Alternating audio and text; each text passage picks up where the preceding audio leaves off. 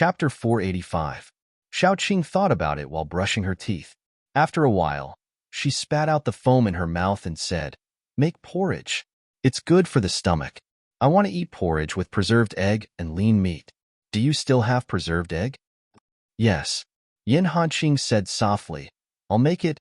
In a trance, he felt that they were like a family of three. But at this time, Yin Hanqing and Air Dai came out one after another.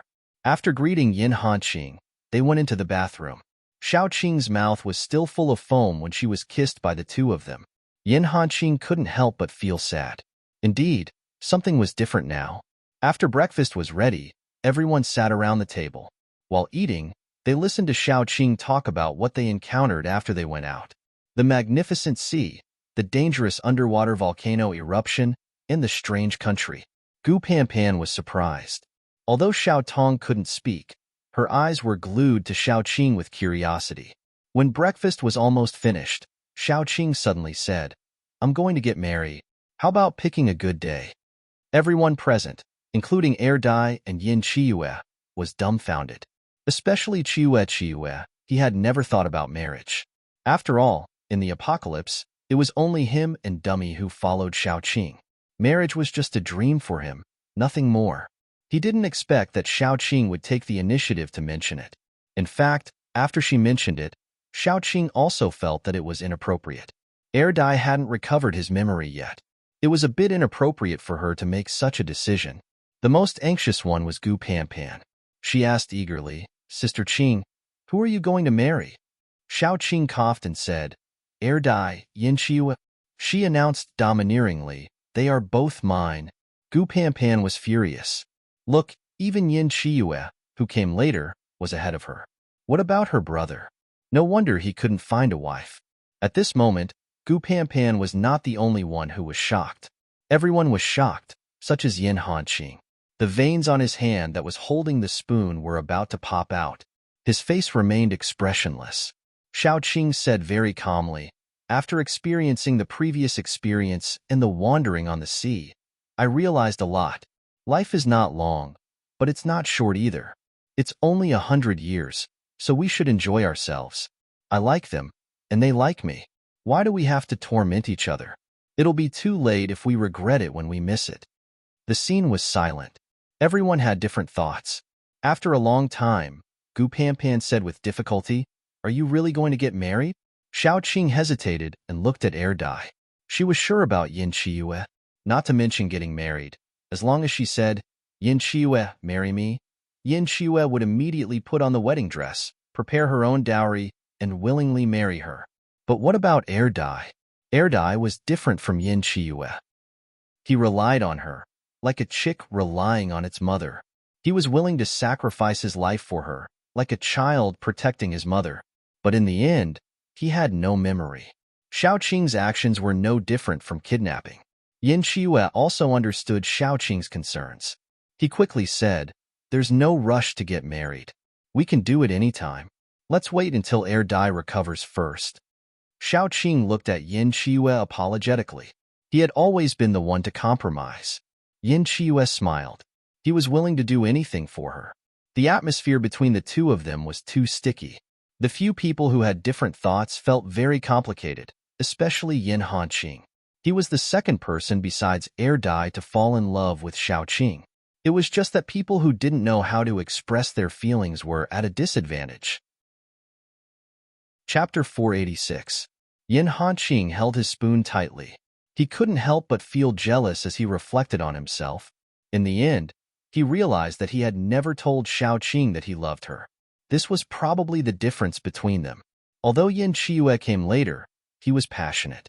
He said what he loved, unlike him who kept it to himself. If he kept it to himself, someone else would beat him to it. It would be a lie to say that he didn't regret it, but it was too late for regrets. Yin Hanqing clenched his teeth tightly. He was so sad that he couldn't extricate himself. In the end, he suddenly realized a very serious problem. If Xiaoqing could accept Yin Chiyue and Air Dai, did that mean that she could also accept him? No matter what, he had an advantage over some people. He had been to third base before.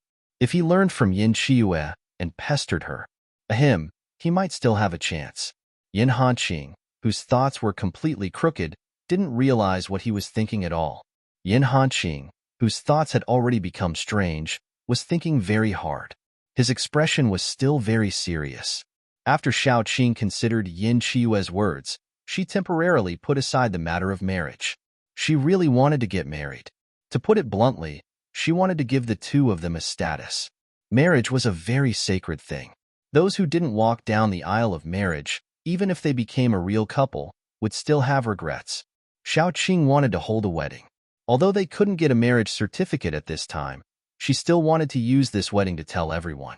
Yin Chiyue and Er Dai were her lovers. They were the people she wanted to spend the rest of her life with. They were husband and wife.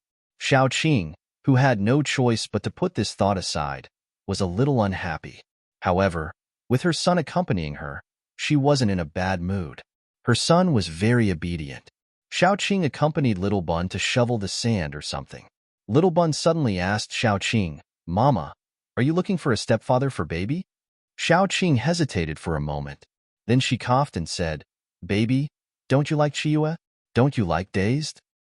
Bao Bao likes Dai Dai, but I don't like that big baddie Chiyu." The Little Bun pouted and said, "He looks like a bad guy. Does Mama want him to be baby's stepfather? But everyone says that after having a stepfather, there will be a stepmother. After having a stepfather, Mama won't want Bao Bao anymore." Xiao Qing felt that there was still a problem. Perhaps some people were born to be incompatible. Little Bun had never liked Yin Chiyue, but Yin Chiyue was her partner. If Little Bun and Yin Chiyue didn't get along well, she would be in a difficult position. Therefore, Xiao Qing asked the Little Bun very seriously, "Did Uncle Chu do anything bad to you?" Little Bun thought for a long time, then shook his head hesitantly.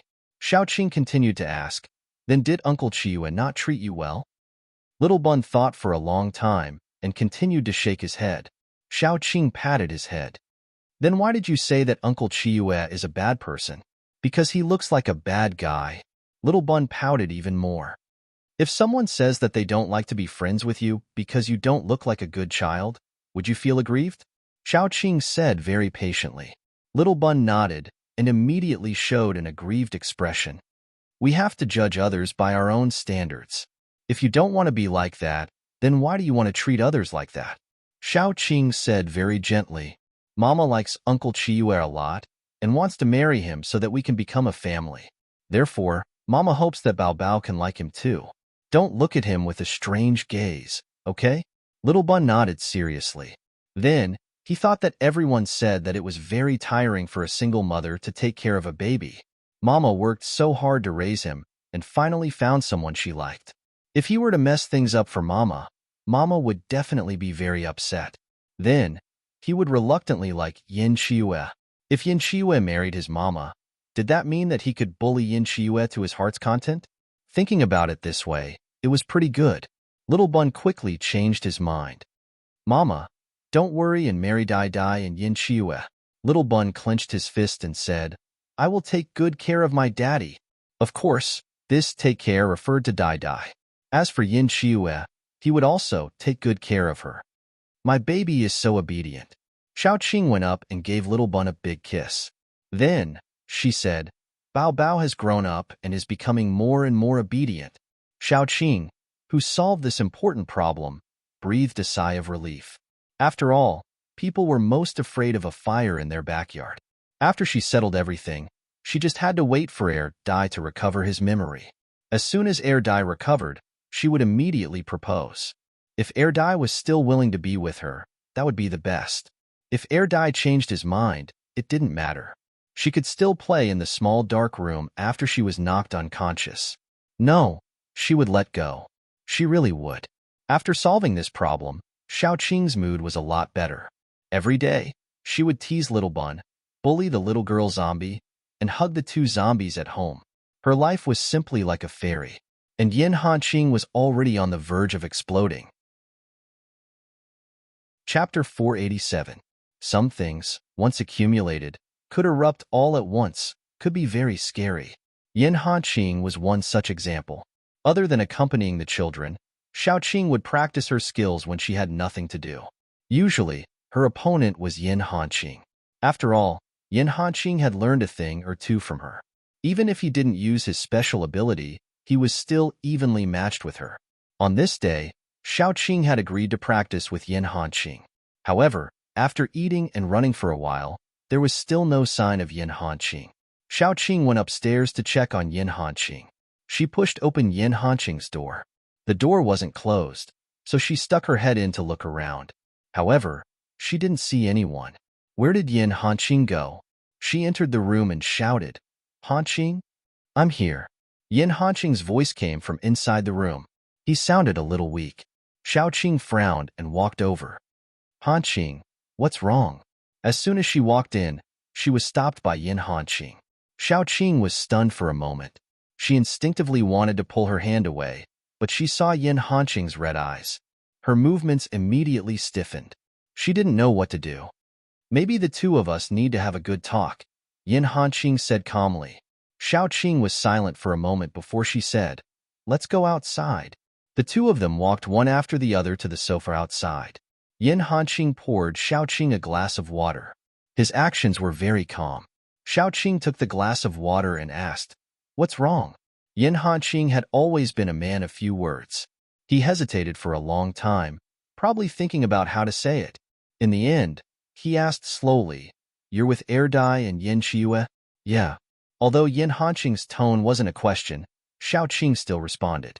Ever since the last incident, there was a slight awkwardness between her and Yin Hanqing. Although the awkwardness slowly faded as time passed, Xiaoqing still felt inexplicably uncomfortable when the two of them sat alone. "Qing," Yin Hanqing looked at Xiaoqing seriously. "I always thought you knew." "Knew what?" Xiaoqing reflexively raised her voice. It was as if she knew that what Yin Hanqing was going to say next would make it difficult for her to choose. "I thought you knew that I liked you." Yin Hanqing dropped a bomb and laughed bitterly at himself. Then he said, "I didn't know how to speak since I was young, so I didn't talk much. After I met you, there were many times when I actually liked you very much. There were many things I wanted to say to you, but I wasn't good with words and couldn't say them. So I kept dragging it out. In the end," he said helplessly, "have I never told you that I liked you?" Xiaoqing was dumbfounded. She didn't expect that what Yin Hanqing wanted to say to her was this. She could actually feel that Yin Hanqing treated her differently, but she had been avoiding it, especially after she got together with Erdai and Yin Qiue. With Erdai and Yin Qiue, it wouldn't be good for Yin Hanqing if others saw her ambiguous words with Yin Hanqing. She couldn't let others think that she loved every man she met. "I suddenly remembered that I still have something to do," Xiaoqing quickly said. Then, just as she stood up, before she could leave, Yin Hanqing grabbed her wrist and pressed her down on the sofa. "Why are you avoiding it?" Yin Hanqing's handsome face was inches away. He had always been a strong man, but at this moment, his eyes were red. He clenched his teeth and asked Xiaoqing a second time, "Why are you avoiding it?" Xiaoqing trembled. She didn't know how to answer. She gently pushed Yin Hanqing and said, "I really have something to do." Chapter 488. Yin Hanqing looked at Xiaoqing affectionately and painfully. "I've liked you for a long time, from the first time you appeared in front of me. Where did I lose? Was it because I didn't know how to express myself? Qing, can you give me a chance? I want to marry you." What did it feel like to confess to a man who was as silent and stern as a mountain? Anyway, Xiaoqing was stunned. She was silent for a long time before saying, "I already have a partner. One more is fine." Yin Hanqing's mouth finally became clever for once. He continued, "We did it as husband and wife." Xiaoqing said with difficulty, "That was just an accident. But that did happen between us. I have to take responsibility for you." Yin Hanqing insisted. He had practiced in front of the mirror for a long time just for this day. He wasn't good with words, so he had to organize his words in front of the mirror over and over again. He didn't know how to speak, so he wrote down everything he wanted to say on paper and repeated it over and over again. He didn't know anything else. He only knew that he liked Xiaoqing, so he had to fight for it.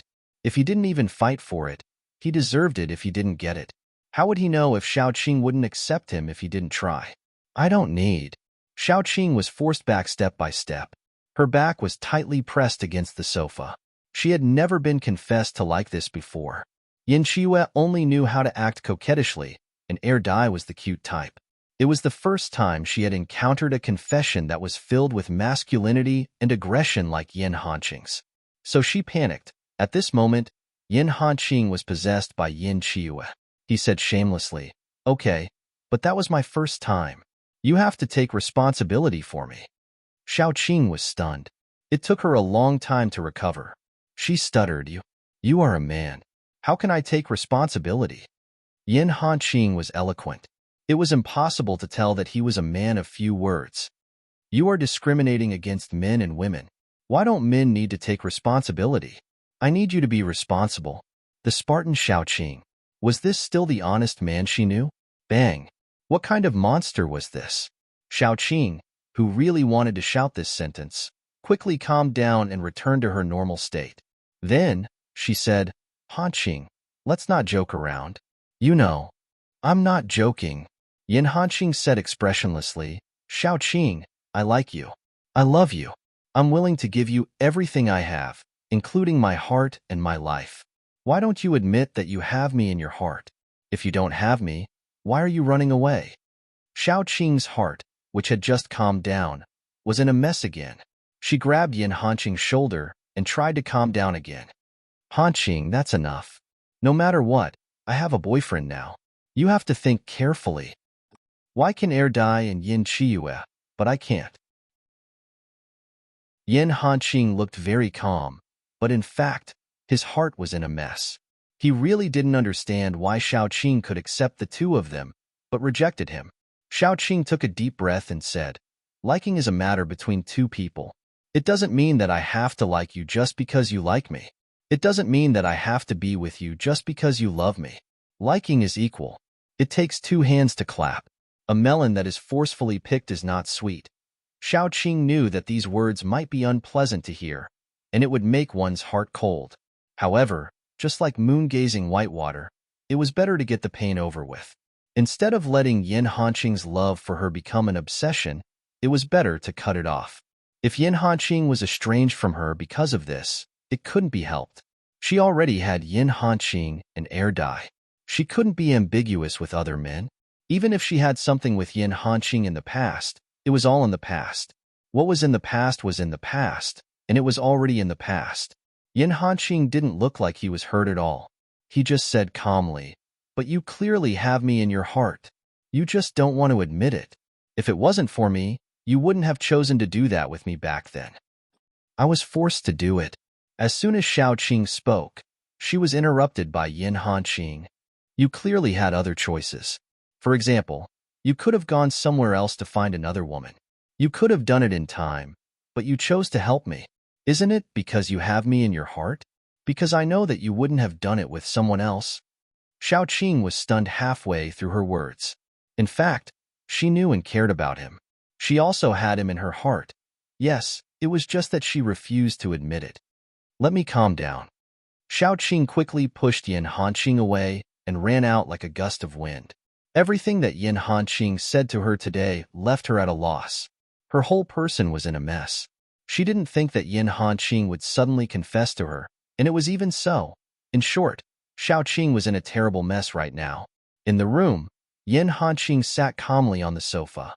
He didn't stand up to chase after her. He just quietly picked up the glass of water that Xiaoqing drank from and drank it all in one gulp. In the past, he was too quiet and didn't know how to speak. Therefore, some things were taken advantage of by others. Now, he understood that if he loved someone, he had to say it. What was the point of holding it in?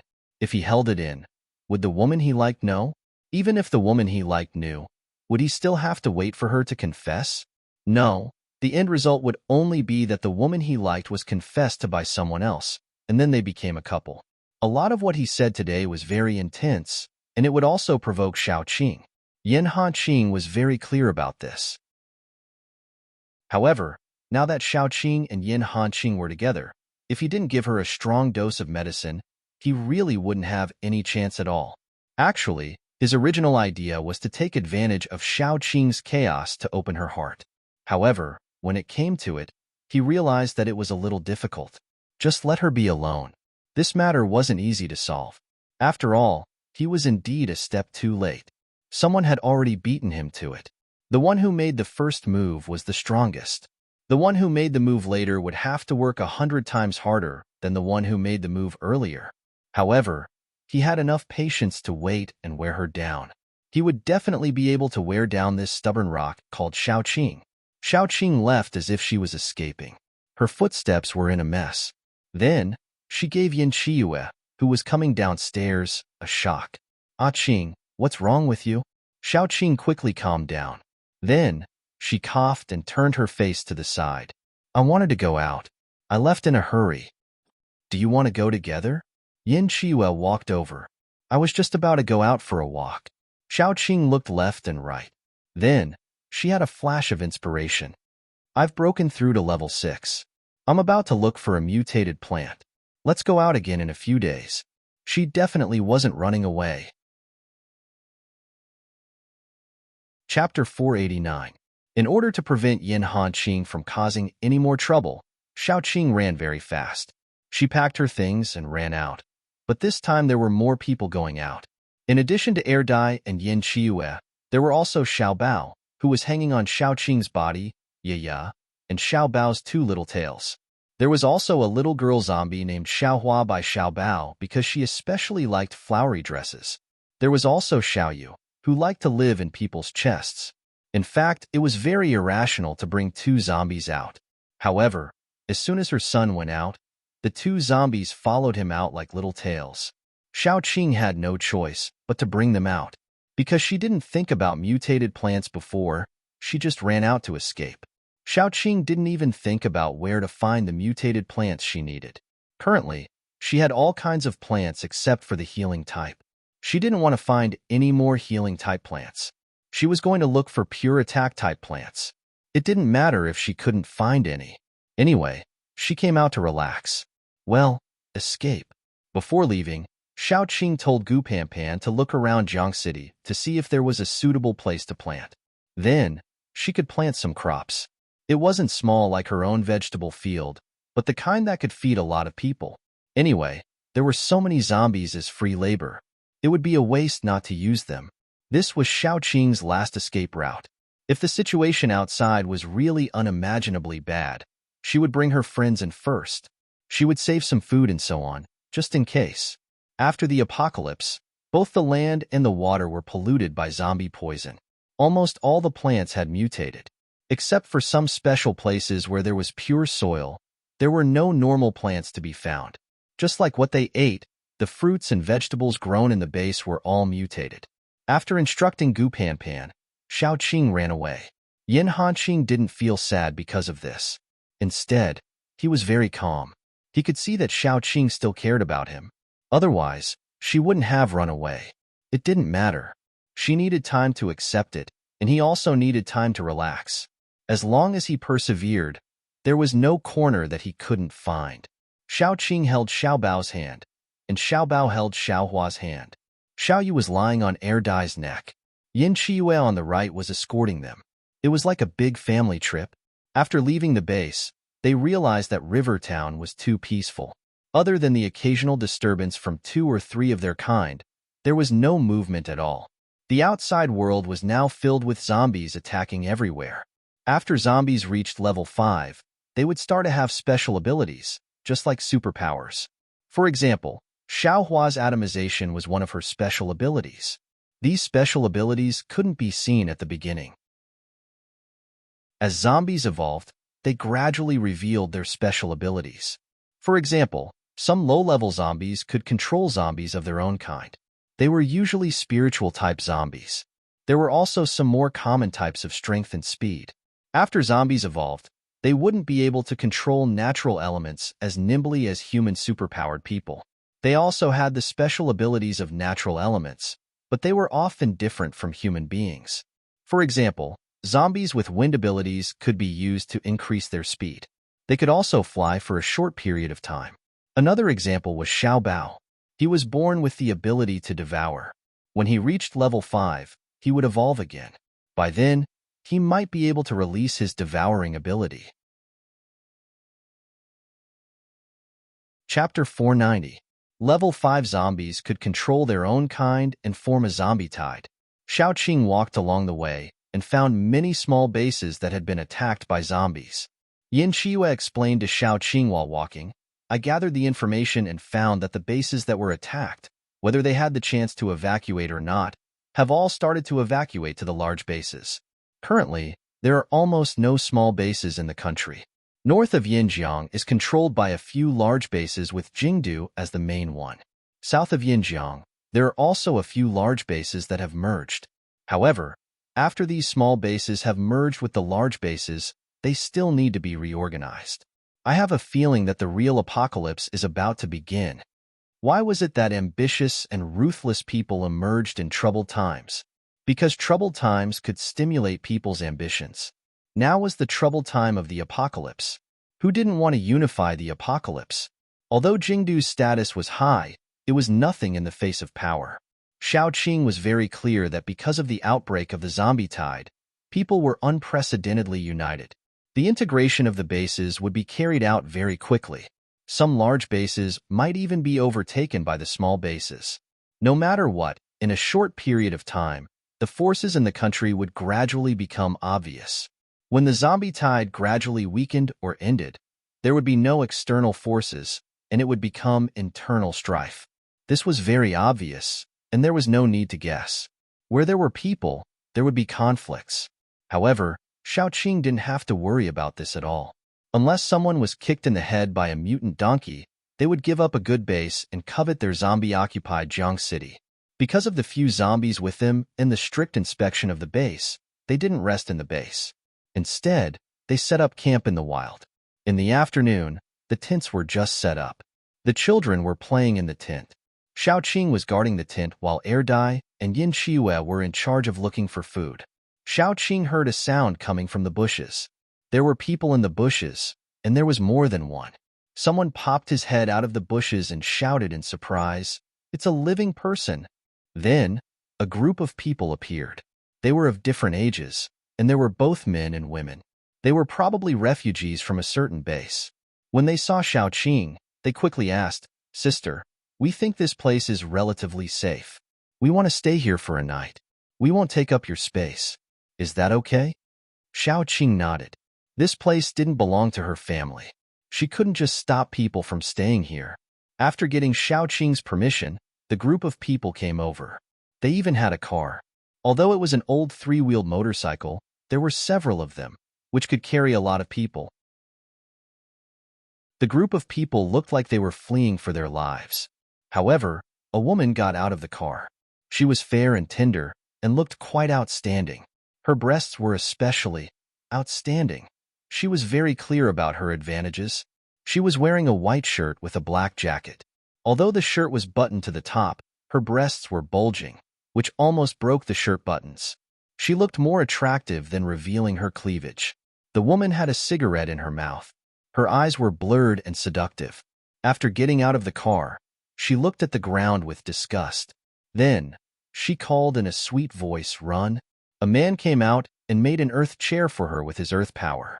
He even picked some leaves and put them on it. After that, the woman sat down and called in a sweet voice, "Brother Yao, get me some water to wash my face. It's dirty and dusty." Chapter 491.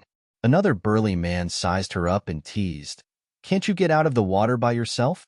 Why are you asking me for water? I don't have time now. I'll give you as much as you want tonight." Stupid. The woman pouted coquettishly. She smoked while watching them set up the tents and tidy up the place. Occasionally, she would glance at Xiaoqing. Xiaoqing was very eye-catching, especially when she stood beside this group of dusty refugees. Her clothes were very simple, but they were very clean.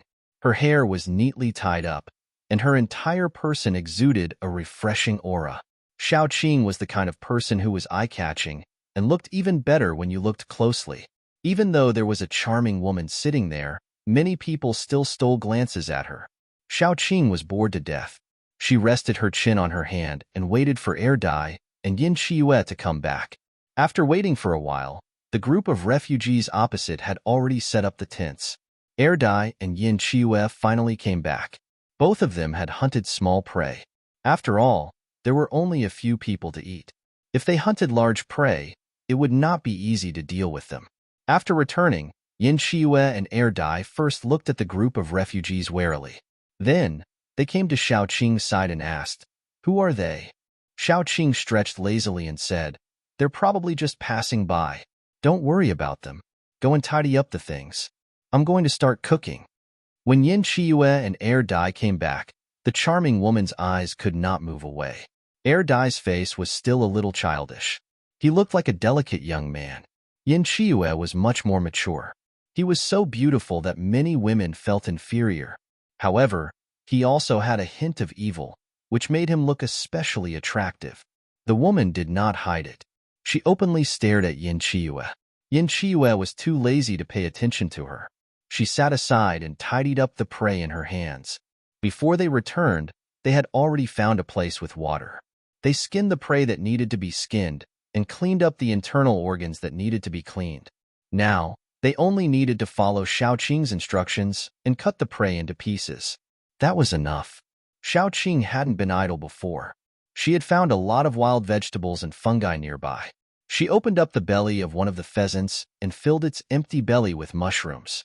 Then she put in some seasoning and chopped some scallions and ginger. She could cook it directly.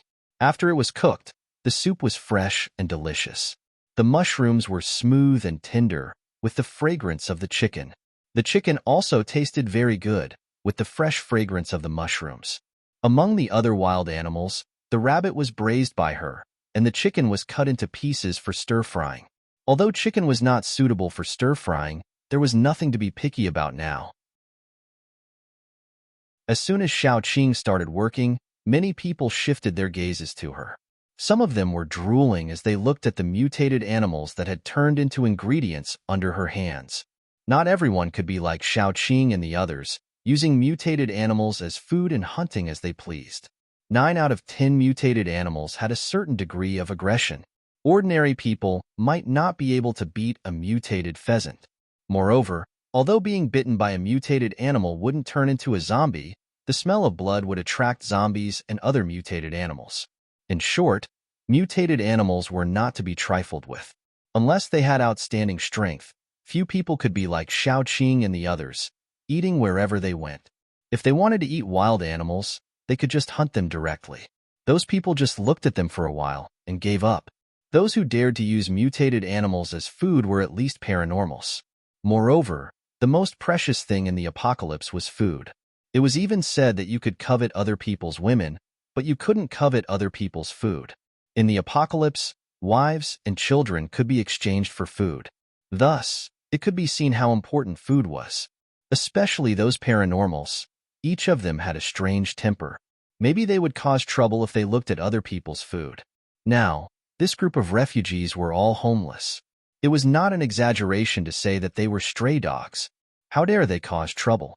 Although Shao Qing didn't know what they were thinking, she was working hard to make the fire bigger. Her son must be hungry.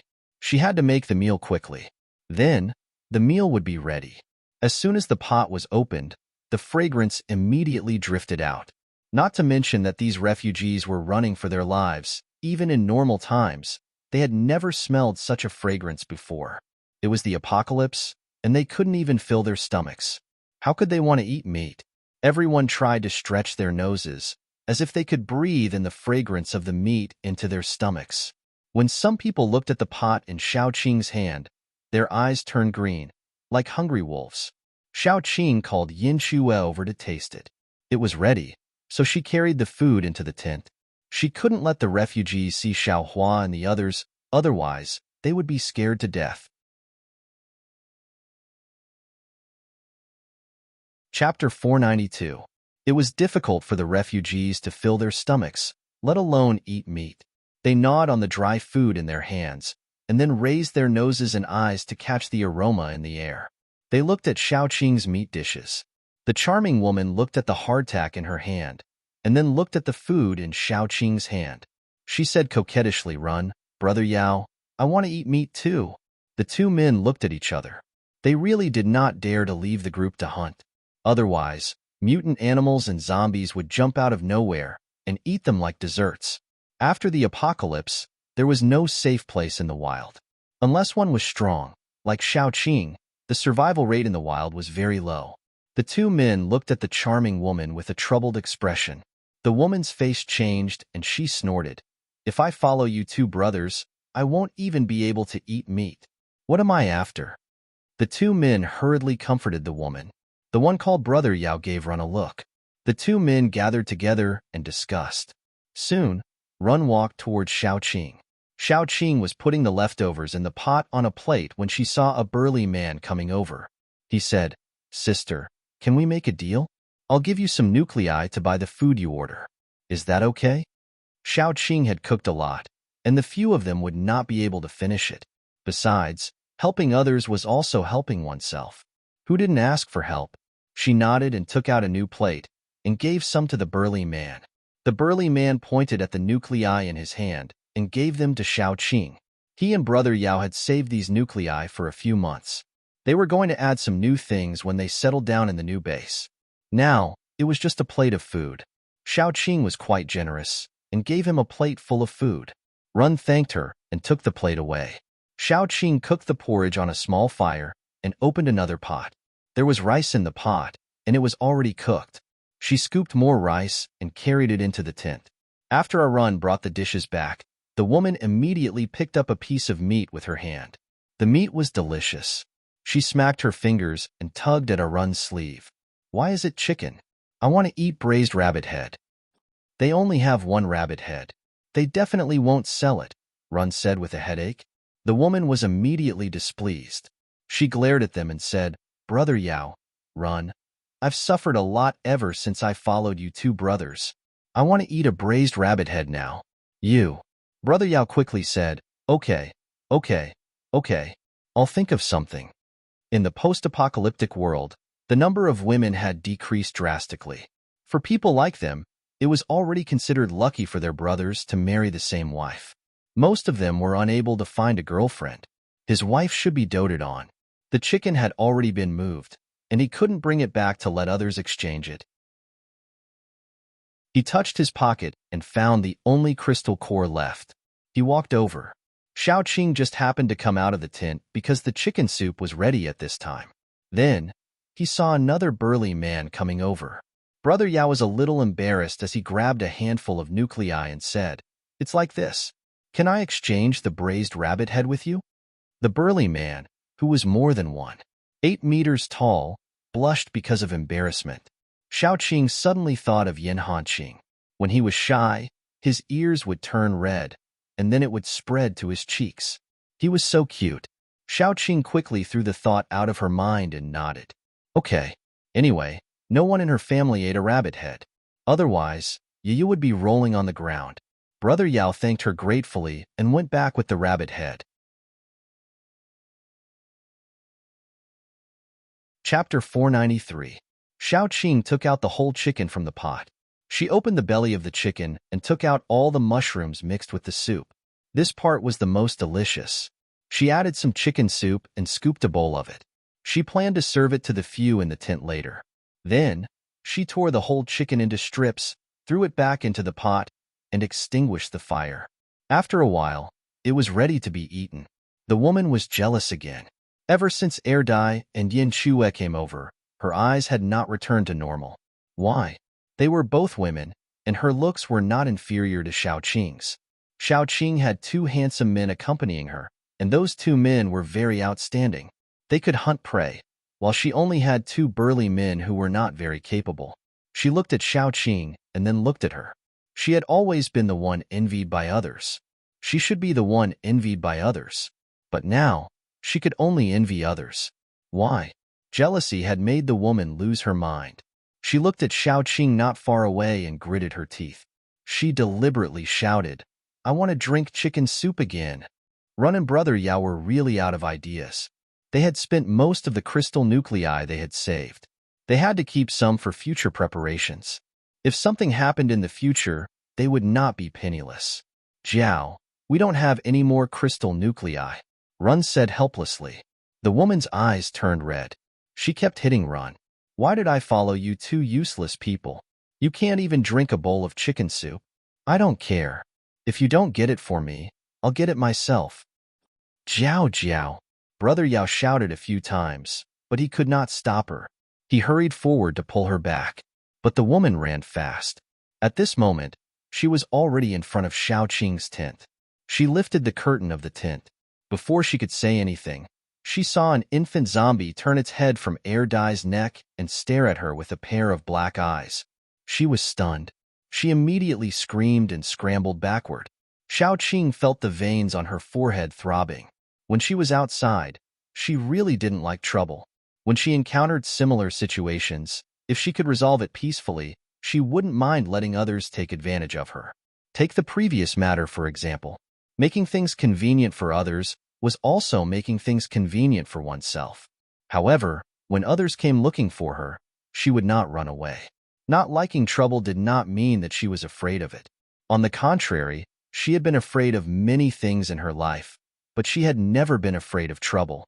The woman hurriedly ran out and grabbed Brother Yao's sleeve, then yelled with a frightened face, "There's a zombie in there." No, that woman must be the same. They are all zombies. The woman's voice was very loud. The refugees who were eating also became vigilant, and each of them picked up simple weapons. Some of them were holding farming tools, some were holding steel pipes, some were holding kitchen knives, and some were holding wooden sticks. They were already frightened. Once they heard the word zombie, they would run away in fear. Xiaoqing lifted the curtain of the tent. Her eyes were full of tenderness. She looked at the woman and smiled. "Zombie? Where is it?"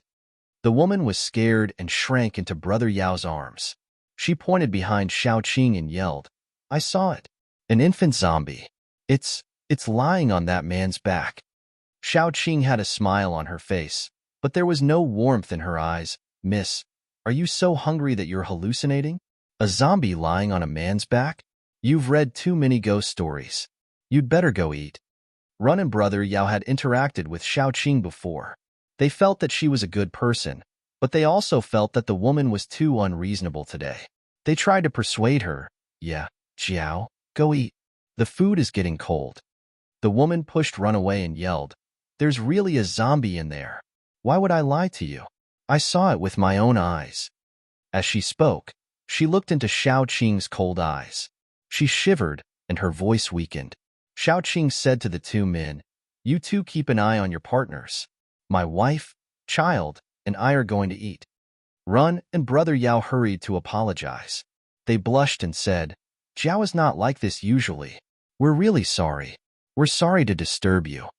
The woman felt so wronged. She rushed over and tried to pull the curtain of the tent open, but Run and Brother Yao stopped her. If it were a normal day, she might just pretend that she didn't see it. Even if Xiaoqing was raising zombies, it was none of her business. However, she was blinded by jealousy today. All she could think of was to expose Xiaoqing's true face. It would be best if she could incite everyone to kill her.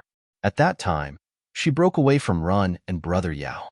The two men didn't want to use too much strength as they were afraid that they would hurt her. When she rushed over, Xiaoqing didn't stop her. If someone wanted to die, why would she stop her? The woman pulled down the curtain of the tent and said to the refugees, "Everyone, look, I'm not lying to you. There's a zombie in her tent." Dumier walked out. He deliberately turned his eyes into a scarlet color. Xiaoyu, who was lying on his neck, also stuck her head out. Xiaohua was biting her finger. She smiled and showed her fangs. Little Bun, who had one black eye and one normal eye, immediately frightened the refugees. They almost knelt on the ground. Xiaoqing leaned against Dai's chest. She stretched out her grayish-black nails and lifted Dai's chin. She looked at the woman lazily and said, "What does it have to do with you whether it's a human or a zombie in my house? If you meddle in other people's business, your tongue will rot." Yin Chiyue was holding a bowl of chicken soup.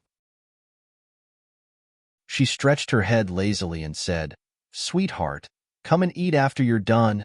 The power of jealousy was really scary. It made the woman overcome her fear. She incited everyone and said, "Look, they're zombies. Their whole family is zombies. Let's go and kill them together." No one moved. The refugees were still rational. People like Xiaoqing and the others didn't look like zombies except for a few places. At first glance, they knew that they were high-level zombies. How could they afford to offend them? Some of them even secretly scolded the woman for being a busybody. Xiaoqing and the others were hiding their identities. At first glance, they knew that they weren't going to do anything to the refugees. Why couldn't they just get along peacefully? They didn't have any powerful, superpowered people in their group. How could they fight against Xiaoqing and the others? However, if they were exposed, would Xiaoqing continue to be peaceful? The woman was still instigating them. What are you afraid of? We have more people. There's strength in numbers. How many zombies do they have? Don't be afraid. Let's go together and kill them.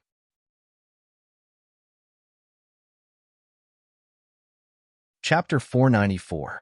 Xiaoqing had become hot-tempered since the apocalypse, but she didn't want to kill people in front of her children. However, the woman in front of her had incited others to kill them. She couldn't tolerate it. Run and Brother Yao were smart. They quickly covered the woman's mouth when they saw Xiaoqing's expression change. They were embarrassed and wanted to apologize, but they didn't know what to say. The woman stepped on Run's foot, but Run gritted his teeth and didn't let go. Xiaoqing saw the pleading in Run's eyes. Finally, she chose to let the woman go. However, Xiaoqing still planted a daughter in the woman's body. If she did it again and again and still didn't change, Xiaoqing didn't mind killing her. In any case, Xiaoqing lacked everything except human lives. Take care of your woman. Xiaoqing put down the curtain slowly. Although I don't want to interfere with you, I won't tolerate it if you really annoy me. Brother Yao nodded and dragged the woman back. Xiaoqing entered the tent. She could still hear the woman's angry voice from afar. The woman had been spoiled to the point that she didn't even know what she was doing. If she continued like this, she would bring trouble to the two men. Xiaoqing was in a good mood today, so she didn't care about it. What if the woman offended another powerful man?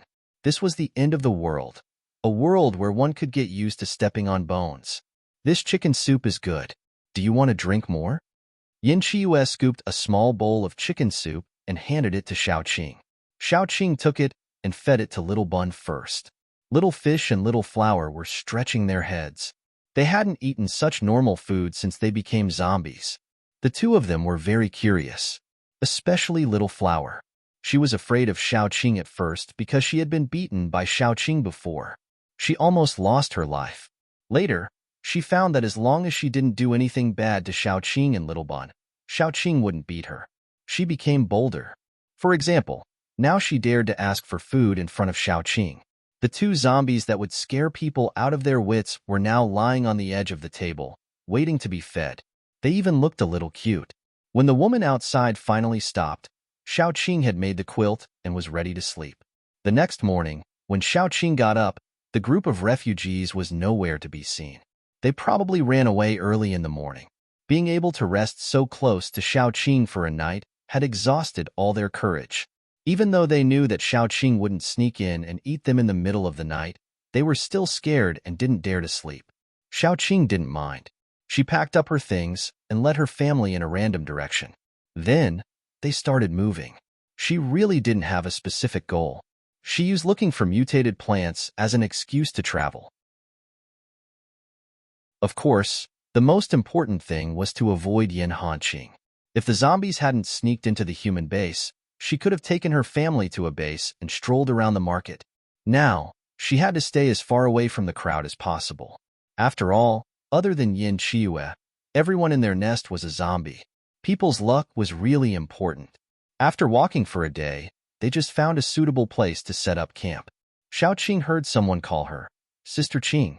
Xiaoqing turned around and saw a familiar person pushing aside the grass. Her face was covered in dirt, but she still had a surprised expression. Then, a huge bear head popped out and looked at Xiaoqing blankly. Chapter 495. Qin Zishi. Xiaoqing was stunned for a moment. Then she pulled him out and asked, "Why are you here?" "Sister Qing, long time no see. How have you been?"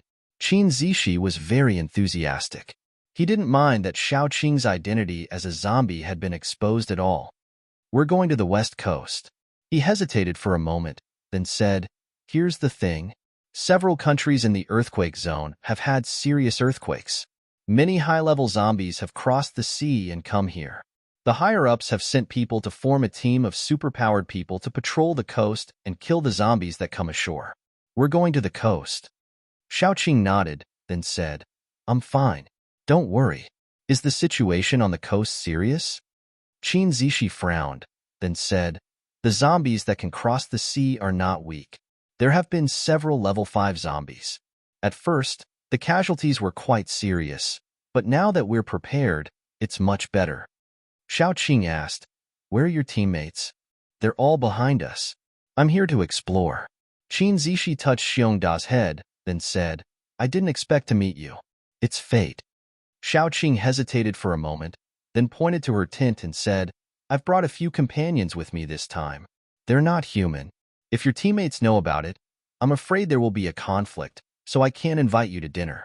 If you don't mind, you can come alone. Qin Zishi nodded, then said, I'll ask my teammates to set up camp nearby. It's not too far away, and we can take care of each other. I'll also restrain them from spying on us. Sister Qing, leave me a portion of dinner. I'll come over after I set up camp with my teammates. Okay. Xiaoqing touched Qin Zishi's soft hair and touched Xiongda's head, then urged him, Go ahead. I'll be ready soon. Qin Zishi took Xiongda back. After a while, a group of people began to set up camp not far from where Xiaoqing and the others were. Xiaoqing stood on her tiptoes to take a look. There were some familiar faces inside. Zhu Machin was also present, so she calmly made an extra portion of rice. Very quickly, Qin Zishi brought Zhu Machin over. Xiaoqing invited the two of them to come in and eat. When the two of them walked in, they were given a fright. Xiao Hua and Xiao Yu tilted their heads and stared at them with the same expression. Their eyes were so dark that they looked a little scary at first glance. Most of the people present were acquaintances, so the two of them were not afraid. They squeezed together with Air Dai and the others at the table and waited for dinner. While eating, Qin Zishi told Xiaoqing about the current situation in detail. Unlike the Celestial Empire, almost every household in America had guns. Therefore, in the early days of the apocalypse, the casualties there were much better than in the Celestial Empire. However, in the early days, there was a lot of conflict between superpowered people and ordinary people. In the early days, superpowered people were no match for guns. Many superpowered people died under the muzzle of guns after they clashed with ordinary people. In addition, the population there was not as high as in the Celestial Empire. The number of superpowered people was originally very small.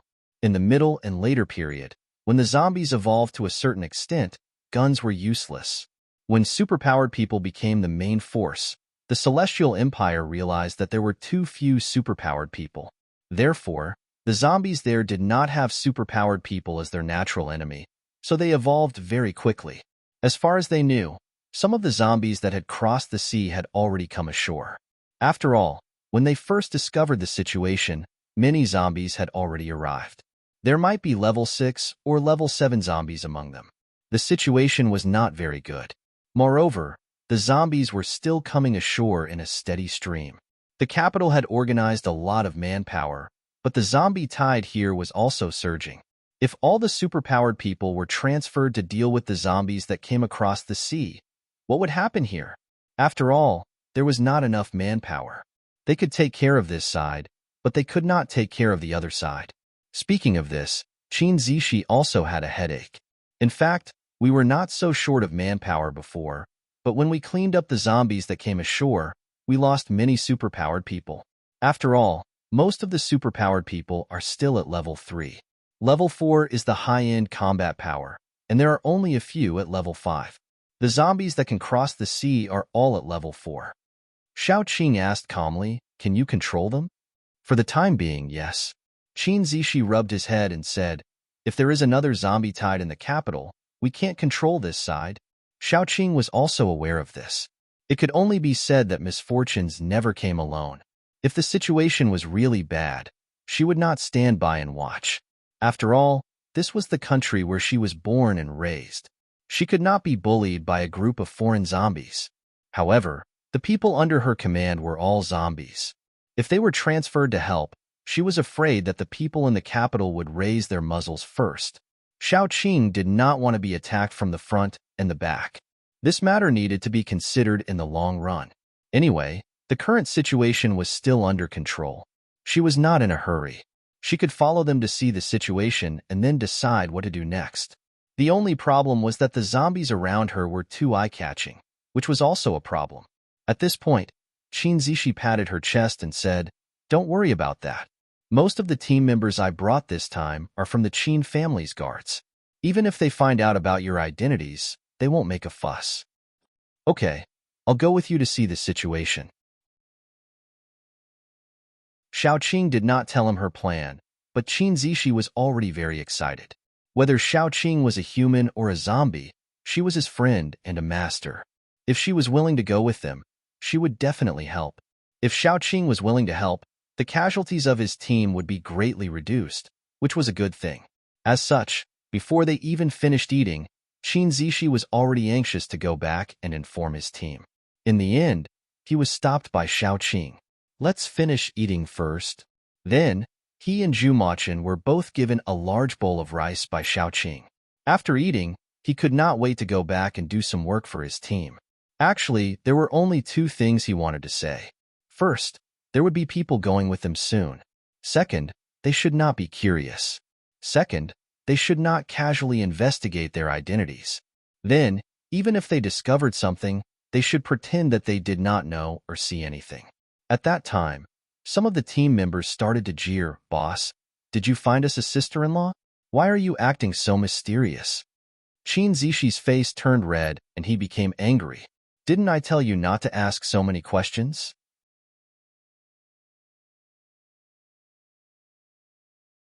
Chapter 496. The more bashful Qin Zishi was, the more certain they were that their guess was correct. They kicked up a fuss and insisted that Qin Zishi bring the girl out for a look. The more people there were, the harder it was to stop. Qin Zishi's face was as red as blood. It was not because he was exposed, but because he kept thinking about how Little Bun had drugged him and tried to make him Little Bun's stepfather. Thinking about how Xiaoqing was called his wife, he could not help but blush and feel shy. "Don't talk nonsense. It won't be good if others hear it. She already has a child." Qin Zishi gritted his teeth. Someone immediately whistled. "So it's really a girl? She already has a child. Boss, aren't you going to take responsibility? Aren't you too much of a scumbag?" Qin Zishi was dumbfounded. He could not explain himself clearly. He stammered, "The child is not mine." Another team member added. He sighed and said, "Boss, I'm not trying to nag you. Although big sister-in-law had a child, since something has already happened between you two, you should take responsibility. You shouldn't be so irresponsible just because of big sister-in-law's past. Boss, you're still young and don't understand. It's better for women to be mature and know how to dote on others." They started to laugh again. One after another, they teased Qin Zishi. Qin Zishi was about to dig a hole in the ground, but he still could not retort. At this moment, Xiaoqing walked over. She did not understand the situation and waved at Qin Zishi. Qin Zishi hurriedly ran over under the teasing gazes of the group. His face was still red as he said, "Sister Qing, why are you here? I'm here to give you something. You probably didn't get to eat such fresh fruit after rushing all the way here. I brought more, so I'll give you some. Take it back and share it with your brothers. They're all your team members. You have to feel sorry for them." Xiaoqing smiled and stuffed a bag into his hands. Then she said, "I'm not teaching you how to win people's hearts. It's just that most creatures like humans put themselves in other people's shoes. If you treat them well, they will naturally treat you well. This kind of kindness is not intentional. It's accumulated over time." "I understand, Sister Qing." Qin Zishi nodded seriously, and the redness on her face gradually faded. After they finished talking about business, Xiaoqing couldn't help but ask, "What were you talking about just now? I saw that your face was red." At the mention of this, Qin Zishi blushed again and stammered, "Nothing much, just some men's topics." Xiaoqing had always regarded him as a younger brother. Hearing his words, she sneered and touched his head. "You've grown up. You're a man now. Let's not talk about it. You should go back. I'm going back to take care of the children." Yes. Qin Zishi pursed her lips and looked at Xiaoqing's back. She suddenly felt that being with Xiaoqing might not be so bad after all. Xiaoqing was a very good woman. When he thought of this, his cheeks inexplicably burned. Many things flashed through his mind, including Xiaoqing's smile, Xiaoqing's gentle eyes, Xiaoqing touching his head, and Xiaoqing, who was like a god of death. At that time, he even felt that Dai was so happy. Even if he became a zombie, there were still people who were willing to go against the whole world for him. Patting his cheeks and throwing away all the messy thoughts in his mind, Qin Zishi walked back with the fruit. His group of team members swarmed over, and one by one, they exclaimed in a tone of admiration, "God, sister-in-law is so beautiful." That's right, such a charming, beautiful woman. She doesn't look like she has given birth at all. How did she fall in love with you, boss? Does sister-in-law like Jingtai?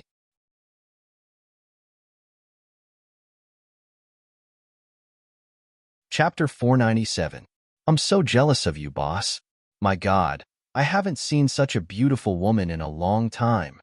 After the apocalypse, most women would look haggard due to lack of nutrition, going through all kinds of hardships, and not having any cosmetics. Women like Xiaoqing were rare.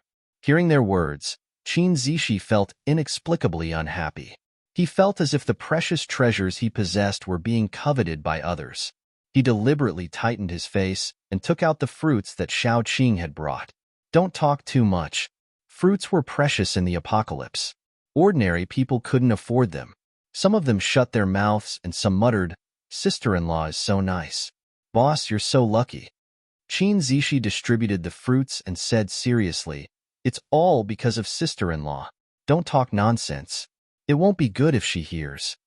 The team members immediately said nervously, "Boss, you haven't won her yet. She's such a good and generous girl. Hurry up and chase her. You'll regret it if you miss her." "Yeah, I think sister-in-law will have many admirers. There will be a lot of excellent men. Boss, you should be careful. Yeah, what if someone gets to her first?" Qin Zishi still looked serious and dignified. "Eat your food. Put it down if you don't want to eat. Why are you so talkative?" The group of people hurriedly stopped talking and obediently ate their fruits. The next day, Qin Zishi said that he had invited Xiaoqing to travel with him. His team members were very welcoming. Firstly, it was a good thing to be able to see such a beautiful woman every day. Secondly, they hoped that Qin Zishi could cultivate a relationship with Xiaoqing and win her over when they traveled together. So, of course, they agreed happily. Qin Zishi also said that he hoped that they wouldn't investigate the people around Xiaoqing. No matter how strange they were, his team members still agreed. What a joke. If Qin Zishi broke up with Xiaoqing because of them, it would be a great loss. After Xiaoqing finished packing, she came over. The little bun was easier to deal with. Except for one strange eye, he didn't look like a zombie. After Little Flower reached level 5, he also had a special ability. He could disguise his eye color and other special parts. Other than not being able to speak, he looked quite normal. The most abnormal one was probably Xiaoyu. No matter how hard he tried to disguise himself, no one could tell that something was wrong. Xiaoqing was having a headache. Fortunately, Xiaoyu was also a high-level zombie. Even if she acted alone, she would not be in any danger. Therefore, after discussing with them, Xiaoqing asked Xiaoyu to hide nearby and follow them. Then, Xiaoqing held her son's hand in her left hand and her child bride's hand in her right. Two men followed behind her as they entered Qin Zishi's team. The group of people slowly walked towards the beach. Then, all of Qin Zishi's team members treated Xiaoqing very well for no reason. They even praised Qin Zishi in all kinds of vague words. They almost praised Qin Zishi to the heavens. Not to mention the others, even Qin Zishi himself was embarrassed. Xiaoqing was confused. What were they doing? Qin Zishi had an indescribable feeling of awkwardness and grievance. He could not say anything, especially when some people secretly told him to be careful. The two men behind Xiaoqing were not inferior to him in terms of looks. They told him not to let them get the upper hand. The group of people walked like this. Xiaoqing used a day's time to conquer everyone's stomachs with her cooking skills.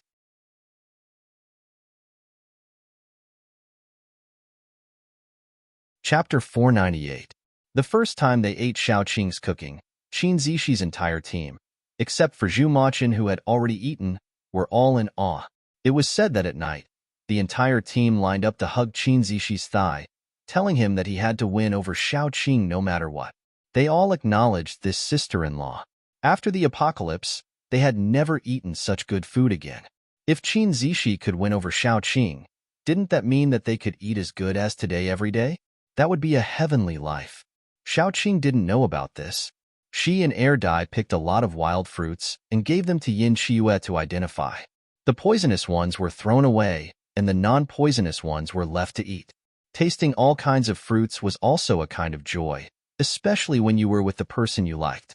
The fruits were sour and sweet.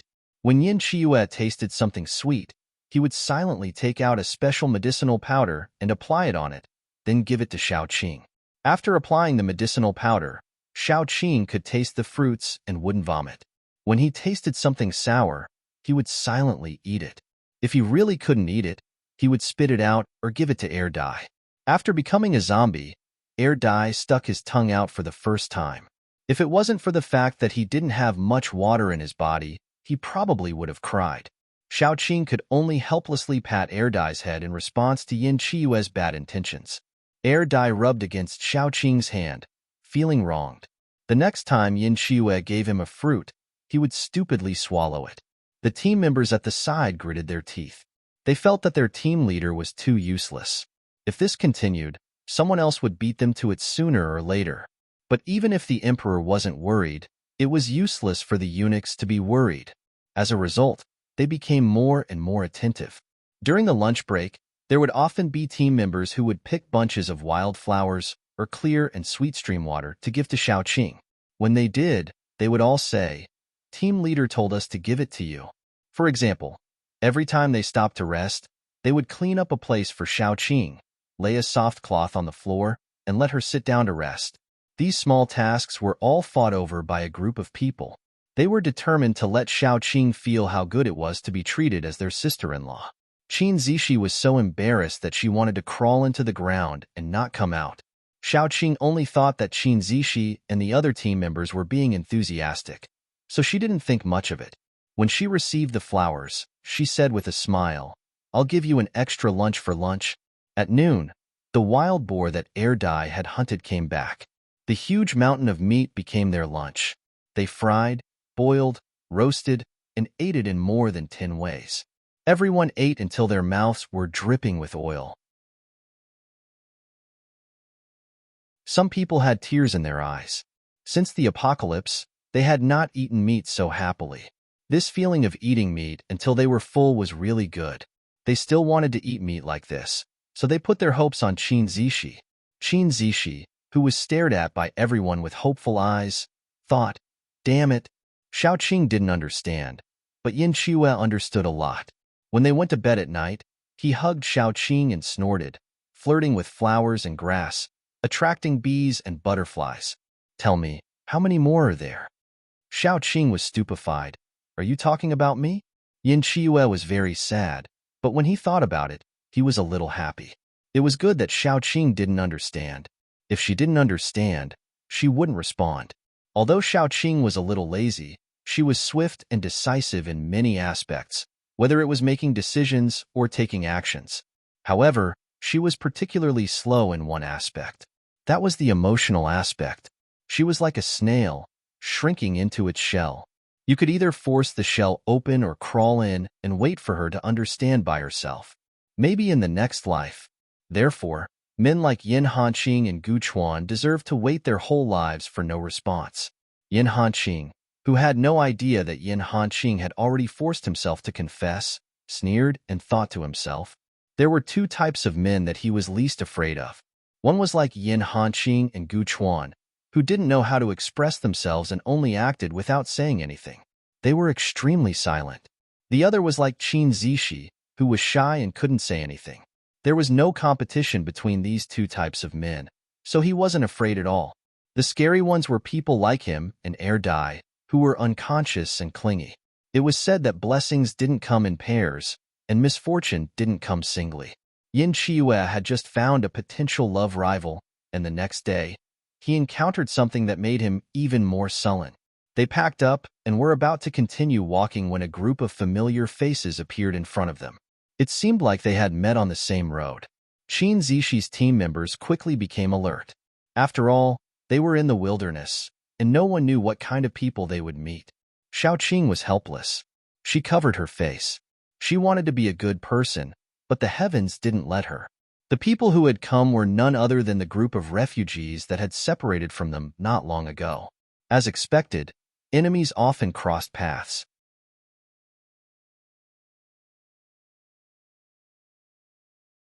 Chapter 499. The woman's eyes lit up. She hadn't given up yet. Run was ready to retreat as soon as he saw Xiaoqing. He wanted to protect Jiao, but Jiao wouldn't cooperate with him. She looked left and right, probably trying to see if Qin Zishi and Xiaoqing were in cahoots.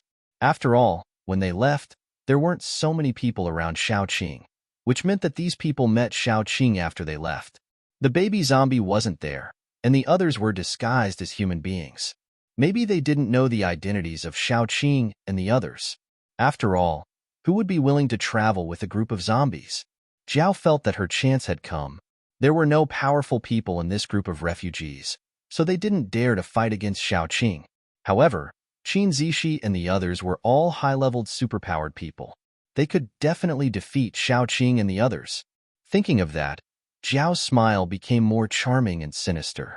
She stepped forward and said in a strange voice, "Hey, we meet again."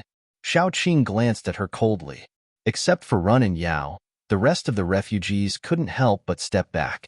"And then? What do you want to tell me?" Xiaoqing asked lightly. The woman's face was distorted. She pointed at Xiaoqing and said to Qin Zishi and the others, "You must not know that this woman and the people behind her are all zombies. I saw it with my own eyes." Qin Zishi's face changed immediately. He couldn't help but look at Jiao with a murderous look. He knew that although he didn't care about Xiaoqing's identity, it didn't mean that everyone else didn't care. This woman actually told Xiaoqing's secret so casually. She must be up to no good. He sneered and said, "If Sister Qing was a zombie and you saw her, you wouldn't be able to live until now." Jiao was stunned, and the others echoed, "That's right. Is there something wrong with your brain? Whoever you say is a zombie is a zombie." "That's right. Do we know you? They just casually rushed up and pointed at us. Ahem, they said they were zombies. I think you're the one with bad intentions. If Sister Qing is really a zombie, do you think she would let you leave alive?" Jiao panicked and explained, "Those people behind me all saw it. If you don't believe me, you can ask them. It's because there are so many of us that she didn't dare to kill us. Run, Brother Yao. Tell me." She turned around and said with a ferocious expression. Some of the refugees wanted to say something, but they saw Little Flower turn his head and give them a strange smile. His sharp fangs shone with a cold light, as if they could easily tear their flesh and bones apart. Those who wanted to speak immediately shivered and lowered their heads, not daring to make a sound. Run tugged at Jiao's sleeve and said awkwardly, "I'm sorry. She's been acting weird these days. She's probably hallucinating because of the zombies. She's been calling everyone a zombie." Jiao slapped Run's face and said angrily, "Why did I follow a useless man like you? He didn't even dare to speak the truth. Brother Yao, tell me." "Stop it, Jiao." Brother Yao pulled Run over and was stunned. He should love his wife, but they weren't married yet. He couldn't risk his brother's life for a woman, especially one who didn't know what was good for her. "How long are you going to make a scene?" "I'm making a scene?" Jiao was so angry that her chest trembled. She turned around and looked at the refugees. "A bunch of cowards. Cowards. You all know she's a zombie. The people behind her are also zombies. Why don't you dare to say it? Is it because she's strong and you're afraid of revenge? We have so many people." Jiao instigated. She looked like some evil cult.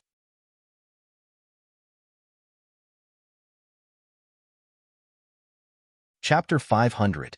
Xiaoqing smiled faintly and asked Qin Zishi, "What do you want to eat tonight?" Qin Zishi thought for a while and said, "We'll eat whatever you cook. As for this woman, you don't need to worry about her. I'll deal with her for you." Xiaoqing didn't say anything more. She walked over with Air Dye and the others.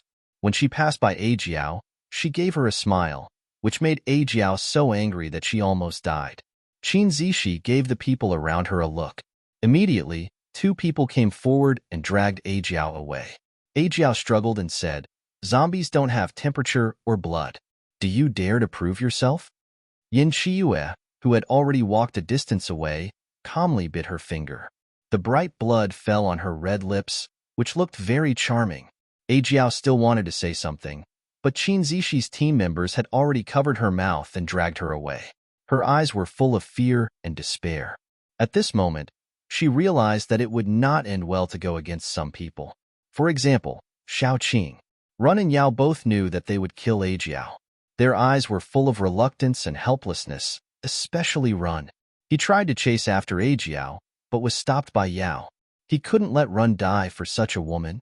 Speaking of which, they had already done their best. They treated Ajiao very well in daily life. It could be said that they would grant her every request. However, Ajiao was spoiled, capricious, and easily lost her temper. Not only that, but she also almost dragged everyone to death because of her jealousy. They didn't want such a woman. When Ajiao was killed, Xiaoqing silently controlled the daughter and crushed Ajiao's heart. She had to make sure that Ajiao was dead. Only when the threat was completely eliminated could she be at ease. They went out to find a lot of food and came back. When they came back, they saw the group of refugees sitting there stiffly. They didn't dare to leave. They were afraid that Xiaoqing would be dissatisfied and kill them all. Xiaoqing didn't care about them. She stewed a big pot of rice and fried a dozen dishes. The group of people gathered together to eat. As they ate, one of the team members said, "That woman is really crazy. Look at Sister Qing. Who has ever seen a zombie that can talk, is so beautiful, can cook, and can eat normal food?" Xiaoqing smiled and said softly, "Brat, you're still praising me in a roundabout way. Your mouth is quite sweet." That team member hurriedly said, "Then you have to bribe Sister Qing. If you have a sister as beautiful as you, no, half as beautiful as you, remember to introduce her to me. You think you can buy me over with just one or two sweet words?" Xiaoqing said lazily, "Am I that cheap? That won't do." That team member said seriously, "I'll give you my captain. That's enough, right? Sister Qing, just give me a girl when the time comes." Xiaoqing smiled and lay in Dai's arms.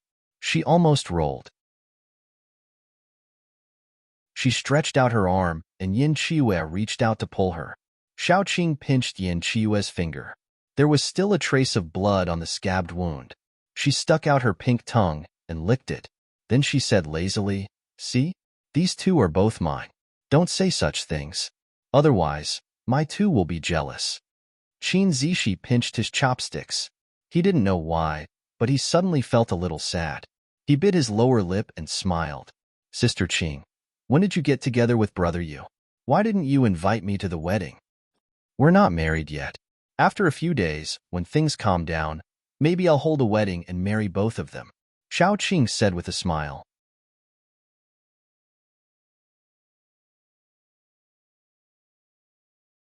Chapter 501.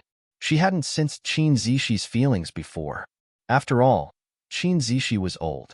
It was too much for an old cow to eat young grass. She still had some integrity. Until just now, when the team member brought it up, she vaguely sensed it. Her intuition made her immediately mention the two at home to put an end to all their thoughts. How should she put it? She felt that Qin Zishi had a good impression of her at most. After all, Qin Zishi was at the age where love was first awakened. It was easy for him to have a kind of infatuation with a mature and attractive woman like her. Therefore, it was better to deal with the pain quickly. It was better to let him give up. They were suitable to be brother and sister, not lovers. When the time comes, I will definitely give Sister Qing a big red packet. Qin Zishi curled his lips, but it made people feel that he was actually not happy. The few team members who were laughing and joking just now were instantly silenced. Especially the one who was joking with Xiaoqing. He was directly dumbfounded. He was prepared to help his boss, but in the end, sob, it was different from what he thought. He would definitely be beaten tonight. Okay, let's eat first. I will definitely inform you when the time comes. Xiaoqing didn't want to talk about this anymore, because she knew that Yin Chiyue wanted to marry her very much. but she kept delaying the time because of air dye. This was very unfair to Yin Chiue. If Yin Chiue didn't talk about it, she didn't want to talk about it and make Yin Chiue unhappy. The group of refugees ate with fear, let alone sleep.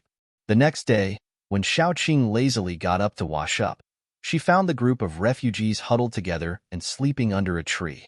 There was dew on their eyebrows and temples, and they looked very pitiful. When Xiaoqing walked over, they sat up vigilantly, each more alert than the other. Xiaoqing asked Brother Yao, because he seemed to be more rational, "Where are you going?" "We are going to find a bigger base to settle down. We found a few, but they all refused to accept us.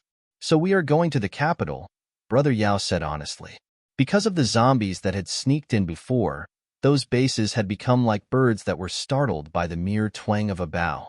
They would rather not add new people than accept outsiders. Xiaoqing nodded with some regret. If they were going to pass by Jiangqing City, she wanted to entrust Xiaoyu to them so that they could help send her back. However, thinking about it, it was impossible. These people were so timid. If he asked them to send Xiaoyu, they would probably be scared to death. After giving up on this tempting idea, Xiaoqing went to the bushes. Xiaoyu hugged the tree trunk and spat out bubbles as he slept. He really looked like a small fish. After feeding Xiaoyu some food, Lin Yiqian patted his head and comforted him. She then returned to her room with her toiletries. Once again, they parted ways with this group of refugees. They ran faster than anyone else, probably because they were afraid that Xiaoqing would regret her decision and want to keep them here to silence them. Xiaoqing was really too lazy to move them. Although zombies were inconvenient in many ways, there were also benefits. For example, zombies wouldn't feel uncomfortable for a few days every month. Relatives like menstruation would definitely not come. In the past, Xiaoqing had been in all kinds of environments to carry out missions. She used to lie in the bushes that were covered with cold rainwater for an entire day. She used to hide in the river during winter. Most of the time, she was in the wild and had to drink cold water. Every time her menstruation came, it would be very painful.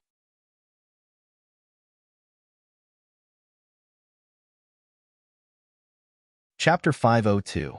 After becoming a zombie, saying goodbye to her period had become a privilege. However, her habit made her feel warm every few days, and she even wanted to be carried away. Especially after being exposed in front of Qin Zishi and the others, Xiaoqing threw caution to the wind. Air Dai carried her on his back, and Yin Chiue held her in his arms. Even Little Bun was biting his fingers. Wasn't this how he should be treated? In the end, Xiongde replaced Air Dai and Yin Chiue. Xiongde became Xiaoqing's exclusive mount. He carried Xiaoqing on his back and had Little Bun and Xiaohua on his head. Other than encountering those refugees, they didn't encounter anything special.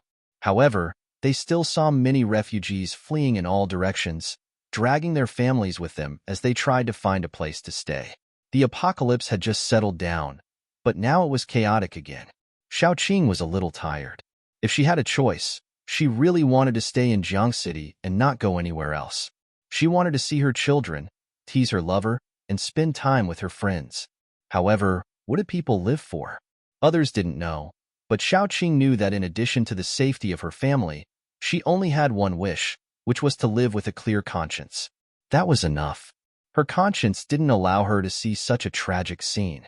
Otherwise, she wouldn't have intervened. To put it bluntly, if the whole world was destroyed and only a few of them were left, what was the point of living?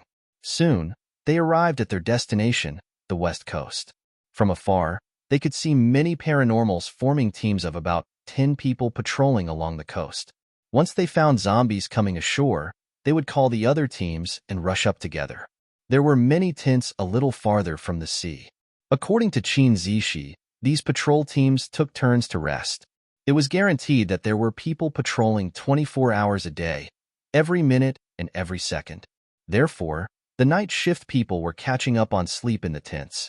As soon as they arrived at the West Coast, before they could contact the person in charge, they heard someone shouting, "Zombies are coming ashore." A row of resting paranormals immediately jumped up and rushed to the place where the sound came from. In addition to the patrolling team members, there were also some relatively strong paranormals, like a fire brigade. Wherever there was a need, wherever there was a zombie, that was where there was a need. When the fighting was more frequent, everyone would be so tired that they would immediately lie down and rest after the fighting stopped. Even if someone helped them up, they would turn into a pile of soft mud. No matter what, Shaoqing still respected these people. At the very least, they protected the entire celestial empire. No matter what their intentions were, whether it was to protect their families or to fulfill their duties, at least they deserved respect for what they did. Shaoqing saw that they were all rushing to the same place, so she said, "There's no hurry to contact the person in charge. Let's go and see what level the smuggled zombies are at first." Qin Zishi nodded and said, "It's not convenient for you to take care of your child. Don't get too close."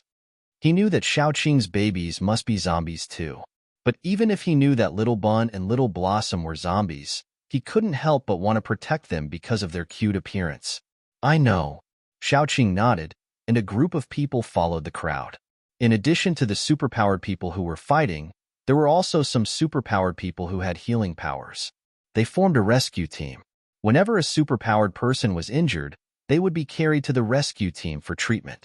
Those who were carried down must be seriously injured, but there were degrees of injuries. Those who were seriously injured were directly carried to the tents in the distance. Those who were slightly less injured were treated and bandaged before they could go back to the battlefield. The superpowered people in the rescue team were mainly water and with superpowered people, which were the easiest to heal. Shaoqing glanced at them, then turned her eyes to the group of people who were fighting on the beach. Surrounded in the middle was a golden-haired zombie. It was very tall and looked quite strong. Half of its golden hair was missing, and its face was rotten as if it came out of a horror movie. It should be at level 4, so it was relatively easy to deal with. After judging its level, the people around were relieved and ordered the superpowered people to go forward and test it in an orderly manner. After the test, they should be able to take down the zombie with a wave of full-strength attacks. Shaoqing stood far away. Looking at the zombie, she vaguely felt that something was wrong.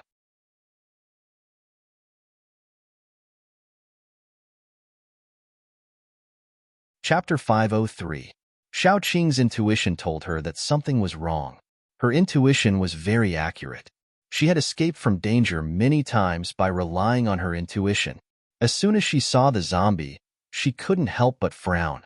She felt that something was wrong. She whispered to Qin Zishi, "I feel that something is wrong." "What's wrong?" Qin Zishi didn't find anything wrong, so she frowned and looked hard. However, no matter how hard she looked, it was just an ordinary level 4 zombie. She could tell from its reaction when it was attacked. "I don't know what to say." Shaoqing gritted her teeth, then said, "Trust me, just tell everyone to be more vigilant." Before she finished speaking, there was a change in the scene. Suddenly, a black bug came out from behind the zombie that was struggling for its life. The bug was very small, so it couldn't be seen clearly at ordinary times. But what if it became a dense swarm? In a few seconds, the whole zombie was covered with bugs. Then, they gave up on the zombie and quickly crawled around. An Earth paranormal who was closer to the zombie quickly put up an Earth shield. He reacted very quickly, but he still screamed. The swarm of bugs crawled on his body in an instant. The Earth shield didn't work at all. It couldn't even stop them. He screamed and ran towards his companions. After running a few steps, he stopped. Then, the crows and the bugs scattered on their own. Clatter, clatter, clatter. Bones scattered all over the ground. The bones had been gnawed clean. The color was still red, but there was not even a trace of meat on them. Seeing this scene, everyone couldn't help but step back in fear. However, the bugs were very fast.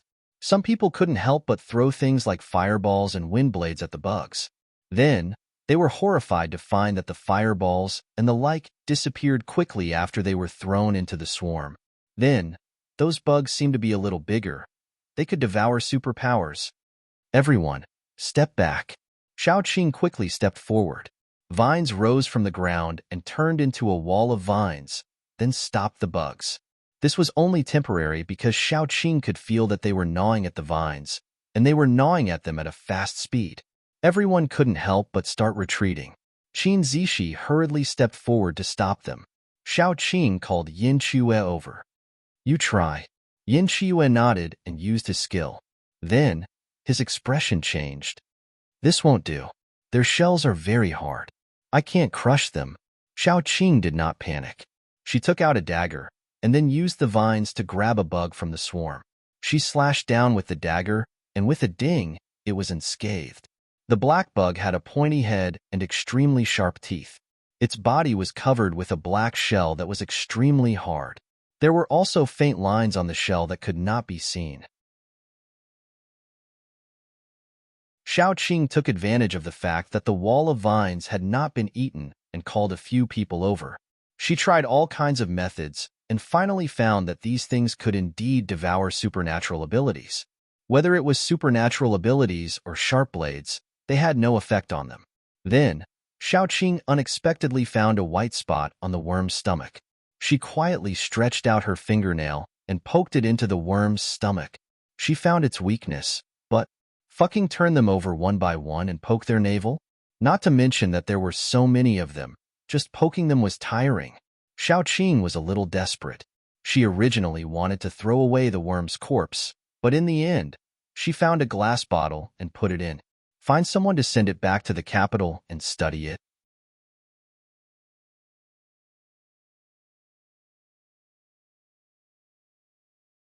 Chapter 504.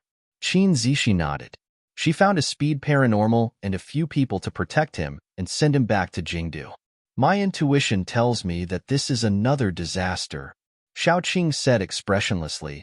The only weakness we have found so far is that there is a soft white spot on its stomach.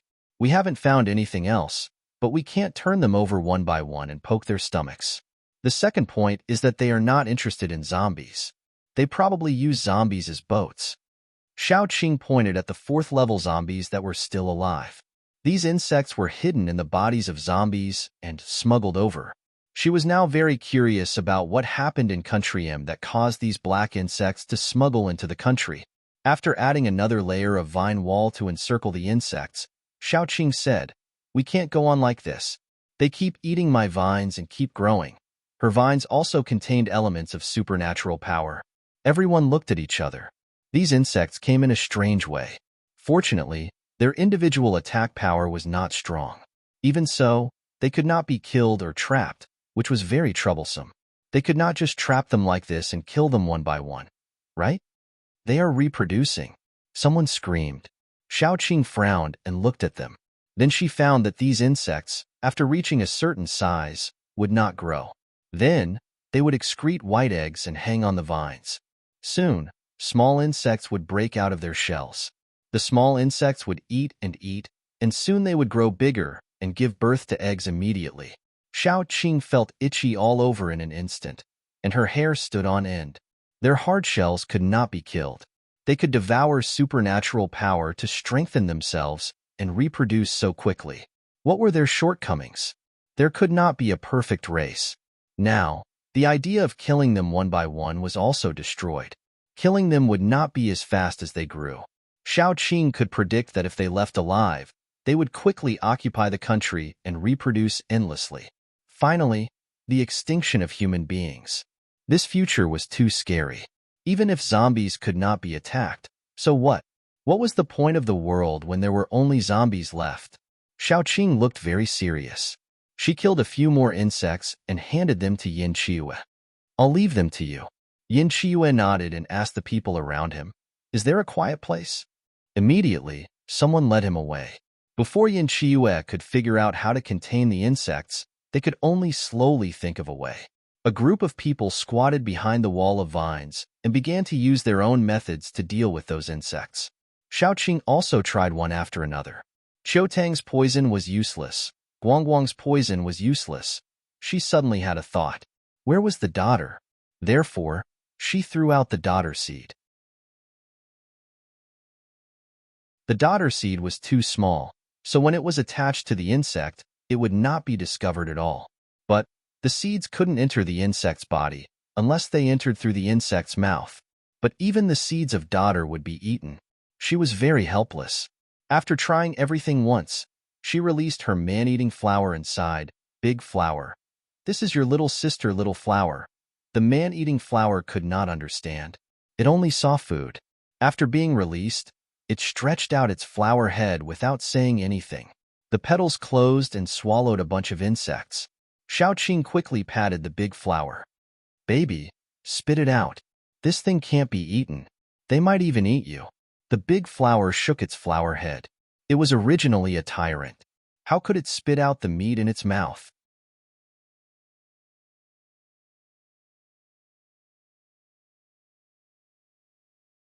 Chapter 505. Xiaoqing could only pull off the flower's head and petal. Then, she saw that the bugs were lying in the flower's stomach acid. Only some bug legs and bug shells were left. The flower shook off its head and spat out a bunch of bug shells that it couldn't digest. Then, it happily stretched out its head and ate a bunch of bugs into its stomach, shaking its head in satisfaction. It hadn't eaten its fill for a long time. Because it couldn't keep up with Xiaoqing's pace, the flower hadn't been released for a long time. Although the nostalgic Xiaoqing couldn't bear to replace it, she rarely used it. Unexpectedly, the flower, which didn't have any taboos when eating, had its uses. No wonder it was said that everything had its weakness. Xiaoqing found a bottle and said to the flower, "Spit out some saliva, or I won't let you eat. After you spit it out, you can eat whatever you want." The flower was using its leaves to cover its head and shook its head desperately. After hearing the second half of the sentence, it decisively opened its petals and spat out some transparent liquid. Then, the bottle Xiaoqing took out was corroded. The liquid was very corrosive. The glass bottle couldn't withstand it at all. Seeing that the bottle was corroded, the flower covered its head and shook its petals as if it was laughing. Then, Xiaoqing pulled off a petal and rolled it out into a cup to collect the liquid. The flower was speechless. Sob. Its master was so cruel. Fortunately, as long as it had Xiaoqing's power, its petals could grow again. Therefore, the flower didn't feel particularly distressed. It just had a headache. After collecting some liquid, Xiaoqing asked someone to send it to Yin Qiwe. Then, she found a place to sit down and watch the flower eat. The flower showed its cruel side. No matter how much it ate, it couldn't be full. The black bugs reproduced quickly, but it was still slower than the flower's eating speed. If it were any other time, the flower would have been eaten by a group of black bugs alone. But with Xiaoqing watching, the black bugs couldn't attack the flower and could only be eaten by the flower as snacks. Although the speed at which the big flower ate the black insects was faster than the speed at which it reproduced, it was not much faster. It could only be said that the number of black insects was slowly decreasing. Even so, it was enough to surprise the surrounding people. They cheered as if they had been saved. Xiaoqing, on the other hand, was not as optimistic. She said to Qin Zishi, "I suspect that there are already zombies carrying black bugs that have entered the mainland before this." "I don't think so. These black bugs reproduce very quickly. If there were really zombies carrying them into the inland, they should have exploded by now." Xiaoqing always felt that the crisis would not be solved so easily. She touched the flower's leaves and encouraged it to continue eating. She said, "If there's a chance, it's best to go to Country M and see what's going on there. There are zombies and black bugs that have been smuggled in. Who knows, there might be other things." Qin Zishi rested her chin on her hand and said, "The people in Jingdu are ready to go to Country M. Firstly, they want to investigate the situation there, especially in terms of strength. Secondly, many overseas Chinese have contacted Jingdu several times, wanting to return home. However, because of the zombie siege and the things on the coast, they don't have enough people, so this matter has been delayed." Xiaoqing nodded. Originally, she wanted to say that if the people in the capital wanted to go, they could bring her along. Later, she realized that things were different now. With her current status, no one would dare to bring her along. Qin Zishi seemed to have seen through Xiaoqing's thoughts. He whispered, "My grandfather sent people to organize it. If you want to go, we can bring you along. We'll talk about it when the time comes." Xiaoqing did not want to say too much. She didn't know what would happen when the time came. She fiddled with the flower's leaves and said, "I'm not in the country these days. Is there any fresh news?" Anyway, she was waiting for news from Yin Qiwe. Instead of sitting idly, she might as well chat. "A few days ago, I heard that a base has developed suppressants. If ordinary people are bitten by zombies, They can be injected with suppressants and return to normal. Qin Zishi held his chin and said, "It's just a rumor. I don't know whether they have developed it or not. The research institute in the capital is also useless. After the incident with you last time, the senior management in the research institute has changed. Now they are also researching suppressants, but there are no results yet." Xiao Qing nodded. If they could really develop suppressants, it would be a good thing. She didn't know whether the suppressants would be effective on infected people, like her and Air Dai. However, she felt that suppressants might not only bring good fortune, but also disaster, especially when the suppressants were not in the hands of the government. While she was chatting with Qin Zishi, Yin Shue had quickly found the most important thing. This was also thanks to the flower.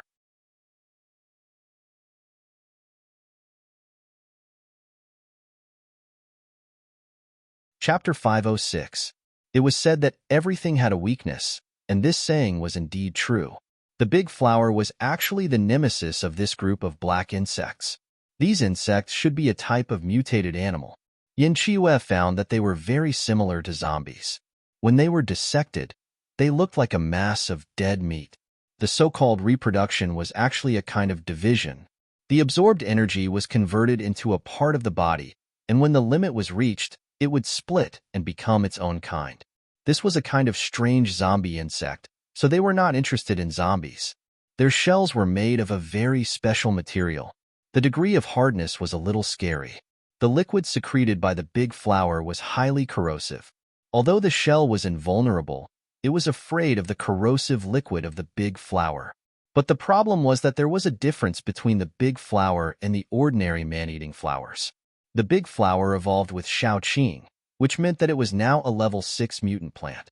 After reaching level 6, the most remarkable feature of the big flower was that the liquid secreted by it was much more corrosive than the ordinary man-eating flowers. So, could the ordinary man-eating flowers digest these black insects? Yin Shue was not sure, because he did not have the materials at hand. The things he could use were limited. He just used the liquid secreted by the big flower to make a simple medicine. The name of the medicine was corrosive medicine, and then he took it to experiment. After the medicine was poured into the insects that touched it were corroded. Suddenly, a large area was emptied. "It is effective." Yin Shue was surprised. "Give me some more time, and I can turn the medicine into a spray. Then, the people patrolling the sea will carry a bottle with them. If they find any black insects, they can kill them." Xiao Qing nodded, and then said to the person in charge, "Please send your men to look for man-eating flowers nearby. See if the corrosive liquid of ordinary man-eating flowers has any effect on these insects." The person in charge nodded quickly and sent people out to look for them. Xiao Qing threatened the big flower and spat out more liquid. She asked Yin Shue to do the research. The big flower felt wronged, but it was soon comforted with so many insects to eat. After the insects were killed by the big flower, it had some indigestion. After all, although the insects were small, they carried a lot of energy. After eating them, it needed to digest. The plan to use De Hua to eliminate the insects was naturally announced to be a failure. After De Hua ate a group of insects, it took an entire night to digest them.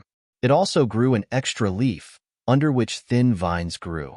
In the past, it stood in the same place, waiting for prey to come to its door. Later, it was requisitioned by Xiao Qing, and it could jump around and chase people. Now, it could stretch out its vines, tie up the prey, and put it into its mouth. It was really worth celebrating, because of the big flower kept providing corrosive liquid. Of the team that went out to look for man-eating flowers also came back. They found several man-eating flowers, but unfortunately, their level was not high. The highest level was only level 3. The corrosive liquid had no effect at all. In the past 2 days, the big flower was put outside in a free-range mode. It also secretly ate one of its own kind. When it burped, it was found by Xiao Qing, and several petals fell off. The big leaf hugged its flower head and hid in the corner for a long time. Yin Shue regretfully said that at least the corrosive liquid produced by man-eating flowers above level 5 could have an effect. Of course, the most effective one was the big flower. It was probably the highest level among the man-eating flowers now.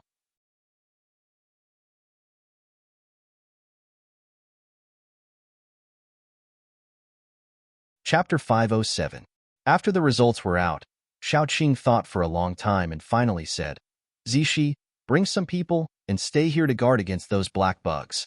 Chiyue and I will go to the forest to see if there are any high-level man-eating flowers. Relying on the flowers alone was not feasible.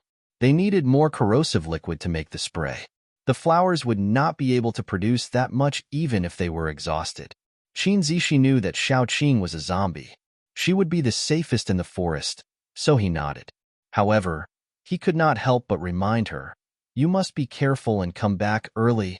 He always felt that he was like a husband whose wife reminded him to go on a long journey. I know. Xiaoqing patted his head and said, I will leave tomorrow morning. Chiyue will make some more spray tonight. You guys can use it to protect yourselves.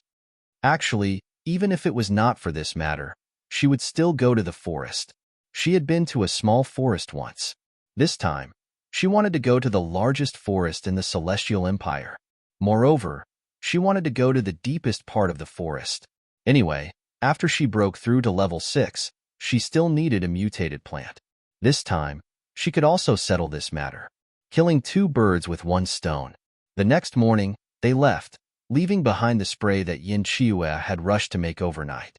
Because of this, the flowers drooped their heads and leaves, looking pitiful. Yin Chiyue only slept for 2 hours at night. She kept yawning and looked very pitiful. After Xiaoqing left with them, she went nearby and caught a mutated tiger so that Yin Chiyue could sleep on its back for a while. Yeye was very proud. She squatted on the tiger's head and jumped around. The tiger did not dare to complain. It was already scared by Xiaoqing. Yeye was probably the first rabbit that dared to behave atrociously on the tiger's head. The largest forest was in the southernmost part of the Celestial Empire. There, it rained for 10 out of 12 months. Sometimes it was a downpour, and sometimes it was a continuous drizzle. Because of the overly humid weather, the forest there was exceptionally lush.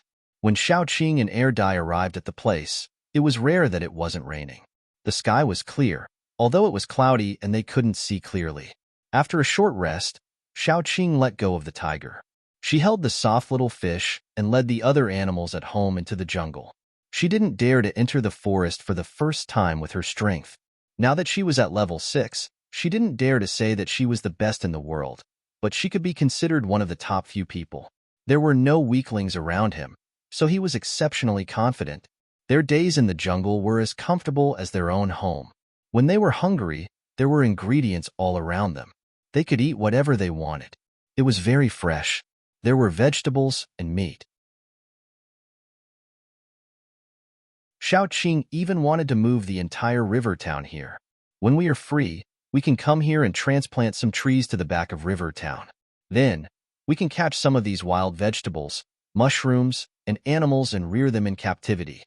When Xiaoqing said that, she felt that she was about to salivate. The happiest thing in the world was to have an ingredient warehouse at your doorstep.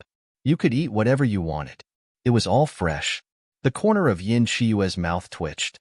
Then, she said, as long as you are happy. The moment they entered the jungle, they met with a disaster. Usually, no one dared to enter this jungle because it was too dangerous. Even the periphery of the jungle was full of danger. There were simply not many people who dared to come to their deaths. Therefore, the plants and mutated animals in the jungle lived very freely. They acted like tyrants, and no one dared to provoke them. But Xiaoqing came and even brought a family over. The entire jungle was in a mess. The originally arrogant mutated animals now ran away when they saw Xiaoqing, because if they ran too slowly, they would become a plate of barbecue or a pot of pork ribs. Even the uglier animals, such as snakes, insects, rats, and ants, couldn't escape from Xiaoqing's kitchen knife. There was nothing that they didn't dare to eat. There were only things that they hadn't encountered yet. To the group of mutated animals, Xiaoqing and the rest were simply too terrifying. Not only the mutated animals, but also the mutated plants. They were also killed by Xiaoqing and the rest. To others, this was the jungle of death. To Xiaoqing, this was the jungle on the tip of the tongue. Those ferocious beasts were terrifying and fatal in the eyes of outsiders. But when Xiaoqing saw them, they would only be divided into two types. Those with tender meat would be roasted and fried. Those with old meat would be stewed and boiled. None of those poisonous creatures were able to escape the calamity. In terms of the horror of a foodie, Xiaoqing led Dai and the rest into the depths of the jungle. At first, they encountered many mutated beasts. When some saw them, they bared their teeth and rushed up with saliva.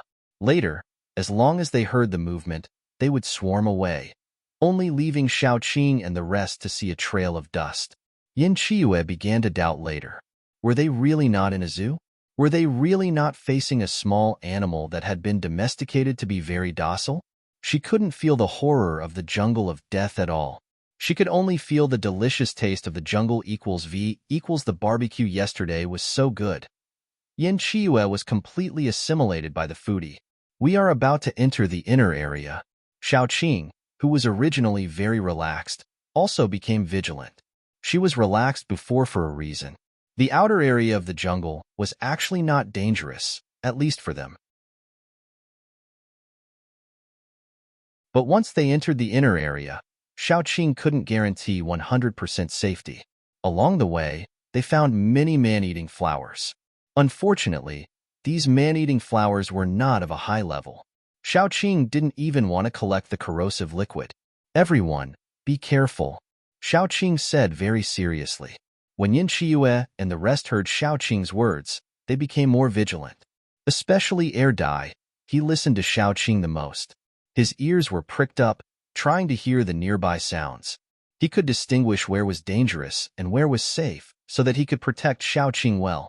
They walked towards places suitable for the growth of man-eating flowers, trying to find a higher level of man-eating flowers. Then, they would collect some corrosive liquid and let the big flower swallow some.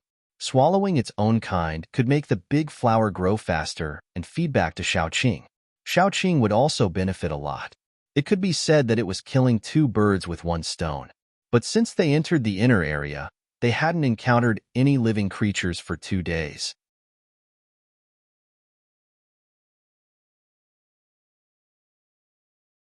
Chapter 508. The whole forest was dead silent. It was not as lively as it was when they first came in. Xiaoqing suspected that the place where they stayed before was not the same as the place where they were now. The quieter it was, the more dangerous Xiaoqing felt. She estimated that they were now in the depths of the forest and would soon reach the deepest part. Let's take a rest first. It's late. The forest was dark even during the day because the tall trees blocked the sunlight. Xiaoqing estimated the time. It was already afternoon. She led the few animals at home to set up camp. They set up a big tent, the kind that the whole family could sleep in. Then, they went out to look for food. Yin Qiue stayed to take care of the kids. Xiaoqing and Dai separated.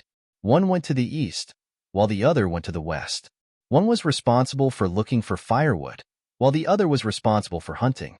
Dai couldn't tell which kind of wild vegetables were edible, so the first task was given to Xiaoqing. Xiaoqing mainly looked for wild vegetables, but if she saw some delicious prey, she would also help. After they entered the inner area, it was difficult to meet mutated animals, unless they took the initiative to look for them. For example, they could dig up their nests. Yes, they could dig up their nests directly. No matter how deep they hid, they couldn't hide from Dai's search. He was quite sensitive in this aspect. Xiaoqing pushed aside the grass to look for edible wild vegetables, mushrooms, and fungus growing under the trees. As long as it was edible, she would not let it go. She pushed aside the grass and found a pile of delicious mushrooms. She picked them and put them into the telepathic eye space. When she was ready to go to the next place, she saw a field of man-eating flowers not far away. What did it mean to travel far and wide in search of something, only to find it by chance? This was it. It was a whole field of man-eating flowers. Some plants were still small, and the tender flowers hadn't bloomed yet. Some were showing their fangs and claws, shaking their heads. There were 2 kinds of man-eating flowers. One kind had no leaves, only a huge flower head. It was short and emitted a foul smell to attract insects and small animals. One kind was like dehua, which could chase after people and bite them when they were arrogant. The former type of man-eating flower grew in clumps. They often grew together and emitted a strong smell, attracting a lot of prey. The latter kind of man-eating flower was a killer in the jungle. They usually lived in groups of 1 or 2, never more than 3 or 4. This place was filled with the same species as the big flowers. They grew one after another, going against the habits of man-eating flowers. Looking up, all he could see were gorgeous flowers swaying their heads, waiting for prey to come closer. Although they looked lazy now, as long as the prey came close, they would quickly become ferocious hunters and quickly devour the prey. Xiaoqing did not dare to be careless.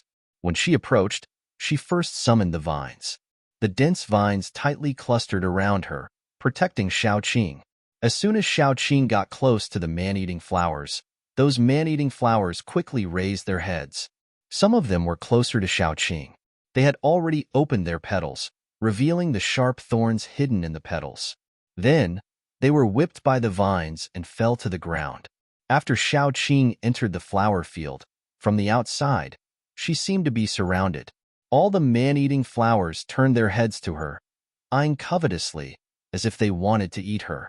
There were too many man-eating flowers here, especially in the periphery of the flower field. They were all low-level. Xiaoqing felt that she could release the big flowers and let them eat happily. There was a sweet smell in the air. Contrary to this smell, the thorns of the man-eating flowers were exposed in the air. Those sharp thorns were like fangs, shining with cold light.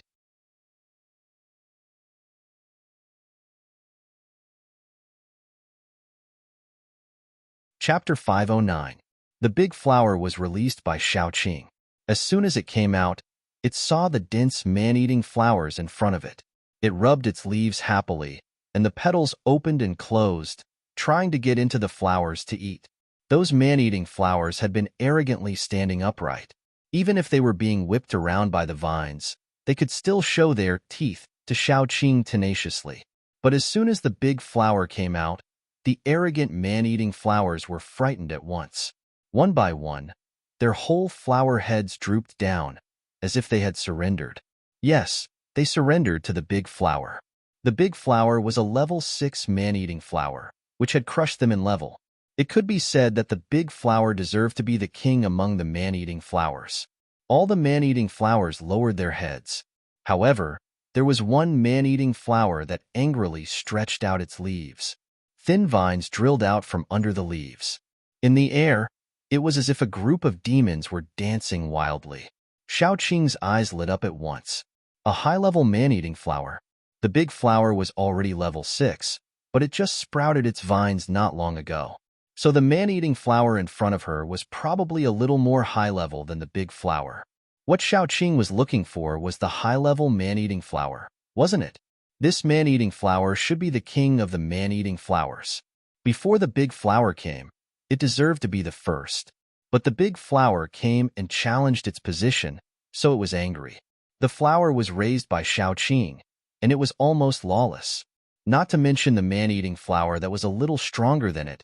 Even if it was a level 7 or 8 man-eating flower in front of it, it would dare to provoke it arrogantly. It was like a spoiled brat. As soon as it felt the provocation from another man-eating flower, it immediately opened its fat petals. The petals of the big flower were especially thick and large. The diameter of the entire flower head was about 1 meter. The outer petals were half a meter long, and the inner petals were tender and much shorter. It was the inner petals that were often pulled off by Xiaoqing.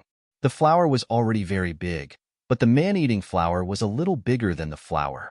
Its plump petals were red with a hint of purple, and even its mouthpiece looked longer than the flowers. The big flower was very dissatisfied. Since it followed Xiaoqing, it had always been the boss of Xiaoqing. When had it ever been suppressed by other flowers? He immediately waved his roots and jumped over. The tender tentacles grew in the wind in an instant, turning into long vines that shot towards the man-eating flower at lightning speed. The man-eating flower's vines immediately stretched out and fought with the big flower in the air. The surrounding man-eating flowers all lowered their heads obediently and lay on the ground, shivering. This was a fight between two kings. The only thing they could do was to watch honestly and carefully shrink, so as not to be affected. The man-eating flower was a little more advanced than the big flower. It was reasonable to say that it was stronger than the big flower. However, there was still Xiaoqing behind the big flower to provide it with energy, so the two flowers were equally matched and in a stalemate. Xiaoqing calmly watched the two flowers fighting and still had time to tell the big flower, "Don't break it. You know I need it to provide me with corrosive liquid. If it is broken, you can replace it and stay in the laboratory to provide corrosive liquid every day." The big flower was scared, and its petals trembled. It didn't dare to be arrogant and fought with the man-eating flower on the opposite side. Xiaoqing took advantage of the time when they were fighting and released Guangguang. As soon as Guangguang took root in the soil, it stretched its branches and leaves comfortably. Xiaoqing found that it was going to upgrade.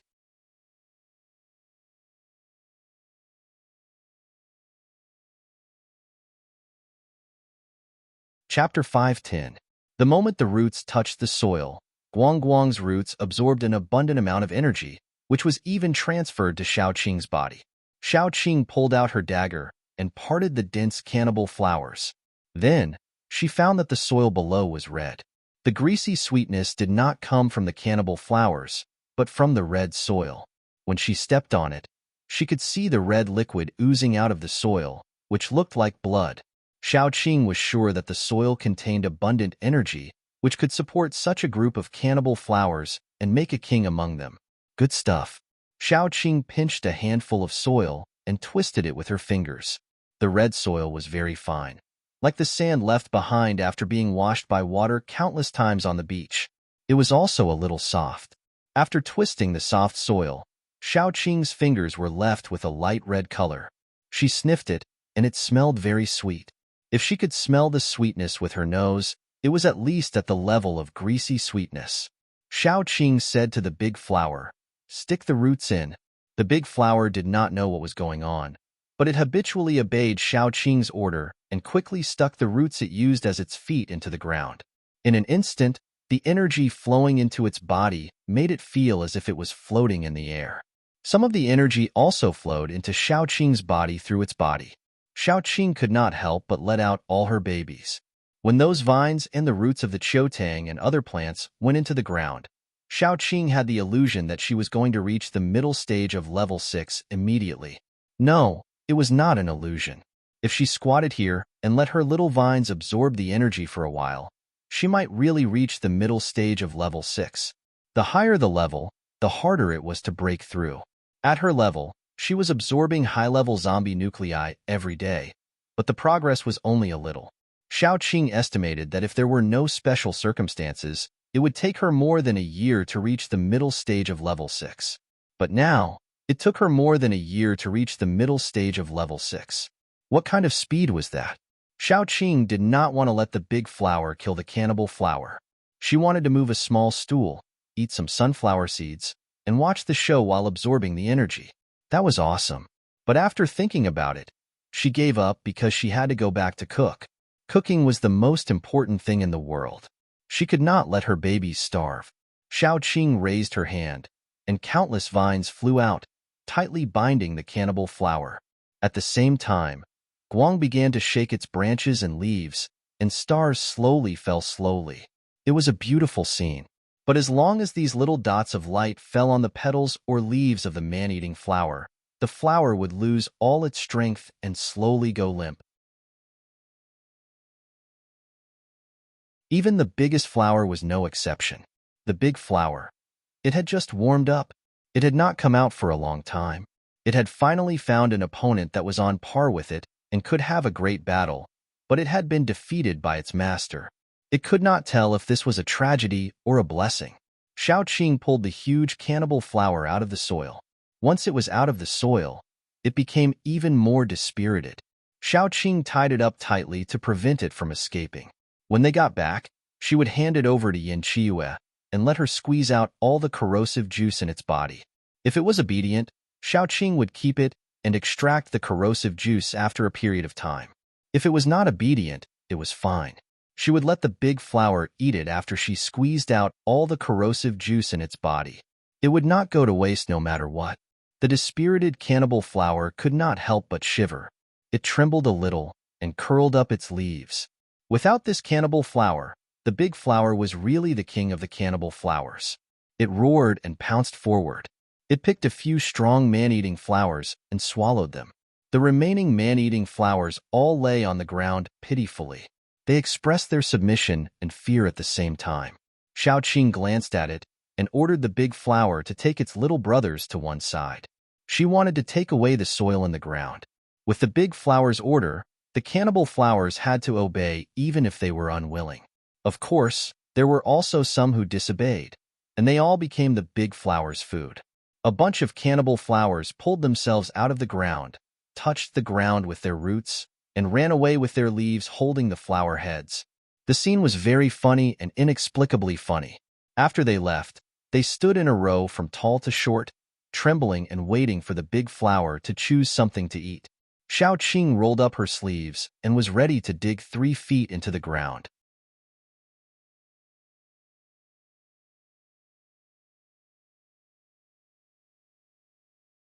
Chapter 5:11. After the man-eating flowers left, the ground was red. The color of the soil was very bright, as if blood had been poured down and soaked the ground. However, he did not know how much blood would be needed to completely soak this piece of land, to the point where the blood would overflow from it. Xiaoqing rolled up her sleeves and took out a shovel from the space. Sometimes, her space was like a robot cat's pocket, always finding strange things. For example, this shovel that she didn't know when she threw it in. The soil below was also red. After digging nearly half a meter deep, the color of the soil returned to normal. Xiaoqing didn't know why the soil became like this, but it was enough for her to know that the soil was good. Xiaoqing, who was addicted to digging the soil, forgot the time. Yin Qiyu and the others, who had been waiting for her for a long time, came out to look for her, only to find that Xiaoqing was digging the soil with her butt up. She was digging happily. The space was originally full of things, but she directly cleared away some of the useless things and put the soil in. After seeing Yin Qiyu and the others, Xiaoqing waved her hand. "Come and help me." At first, Yin Qiyu thought that there was something in the ground and she was looking for it. Later, he found that Xiaoqing was just looking for the soil in the ground. The corner of his mouth twitched. He took the shovel from Xiaoqing and began to work. What's the problem? He'd better ask after it was over. Looking at Xiaoqing's fanatical look, he guessed that he couldn't get the answer now. The two of them struggled for a long time before they dug out all the red soil and put it into Xiaoqing's space. Xiaoqing was very satisfied. She said to Yin Qiyu, "I'm going to take the seeds of the plants back and plant them in Jiang City. Why do you suddenly want to do this?" Yin Qiyu asked in confusion. Xiaoqing then told Yin Qiyu what she had discovered. Yin Qiyu was also curious. "Get me some when we get back. I'll do my research." Xiaoqing agreed. Then, she instructed Dehua to pick what she needed to pick and eat what she could eat. She also didn't forget to leave some seeds for others. It was too cruel to eat all the seeds until they became extinct. The big flower picked a few that seemed to be of a higher level and ate them. As for the rest of the seedlings, it generously let them go. There was a saying among humans that was called draining the pond to catch all the fish. In its opinion, it was also extremely stupid. These man-eating flowers stayed where they were and wouldn't run away. Even if they did, they wouldn't be able to run far. It had eaten them all at once, and it wouldn't be able to eat them again. It was better to keep some of the less tasty seedlings and wait for them to grow up before eating them. What was this behavior called again? That's right, captivity. This forest was where it kept its food. Thinking about it, such a large forest was like a refrigerator that could keep food fresh. There was food everywhere. It could come and eat whenever it wanted to. It was simply awesome. The man-eating flowers that were let go trembled. Under Dehua's tyranny, they obediently returned to their original positions and took root near their original positions. This way, Dehua wouldn't have to look everywhere the next time it came. It was very convenient. She felt that she was so chicken juicy equals V equals let's go. Xiaoqing patted Dehua's head. Then, she brought Dehua and the other man-eating flower that was tied up into a ball and returned with Yin Qiyu. Erdai was in charge of looking after the children. When they returned, Xiaoyu was lying on Erdai's neck. Erdai held Xiao Hua's left hand and Little Bun's right hand. It was very harmonious. It was like a group of left-behind children waiting for their parents to return. Xiao Qing's heart ached as she patted Air Dai's head. Then, she threw the man-eating flower into a corner.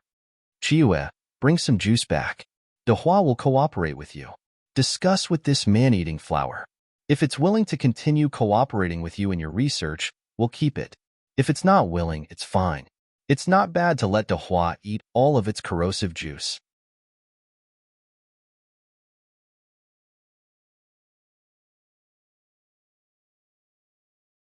Chapter 5:12.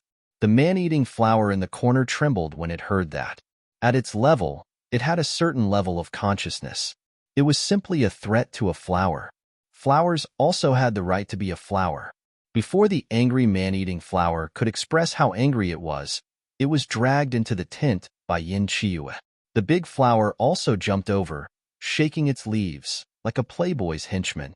Yin Chiue smiled and took out the tools to extract the juice, then took out a test tube made of the big flower's petals. He said very gently, "Are you willing to cooperate with me? Or are you willing to be eaten? I'm an ambitious man-eating flower." The man-eating flower shook its head and lowered its head to show that it surrendered. It was better to live than to die. After all, it was a high-level man-eating flower. It would be a pity if it died. With the man-eating flower in hand, they had completed half of the purpose of this trip. The other half was naturally a plant that Xiao Qing wanted to subdue. Therefore, they didn't leave immediately and planned to go deeper. After a night's rest, they were ready to continue moving forward. Probably their good luck was almost used up, so they continued to move forward for another 3 days. It seemed that they were infinitely close to the core, but they didn't encounter anything. Looking at the time, Xiao Qing couldn't help but give up. "I'm worried that something has happened outside. Let's go back first. Let's walk for another day. If we still haven't found anything, we'll go back." Yin Chiue insisted. People who didn't know him would think that he wanted to subdue the plant. In Yin Chiue's heart, probably all the people in the world were not as important as a single hair on Xiao Qing's body. He didn't want to delay Xiao Qing's improvement because of other people's affairs. He also knew that Xiao Qing would definitely not agree with his idea, so he compromised. Xiao Qing nodded and agreed. Then she felt very lucky that she didn't leave early, because in the afternoon of the second day, when they were about to leave, they finally arrived at the deepest part of the jungle, which was also the most mysterious place. The grass on the ground grew taller and thicker. Xiao Qing felt that something was wrong. She told the people around her to be careful. Then, she used the vines to open a path. The vines parted the grass, revealing a secret realm that looked like a paradise. It was very beautiful. The tall and low trees were shining with green fluorescence. There were also groups of fireflies under the trees. The grass was soft, and there was even a little dew on the leaves. The grass below looked especially fresh. It was so beautiful that it was like an illusion. Xiao Qing couldn't help but rub her eyes to make sure that she didn't come to the wrong place. Was this really a forest filled with danger? She was starting to have doubts. Before they stepped in, a bouncing rabbit jumped in.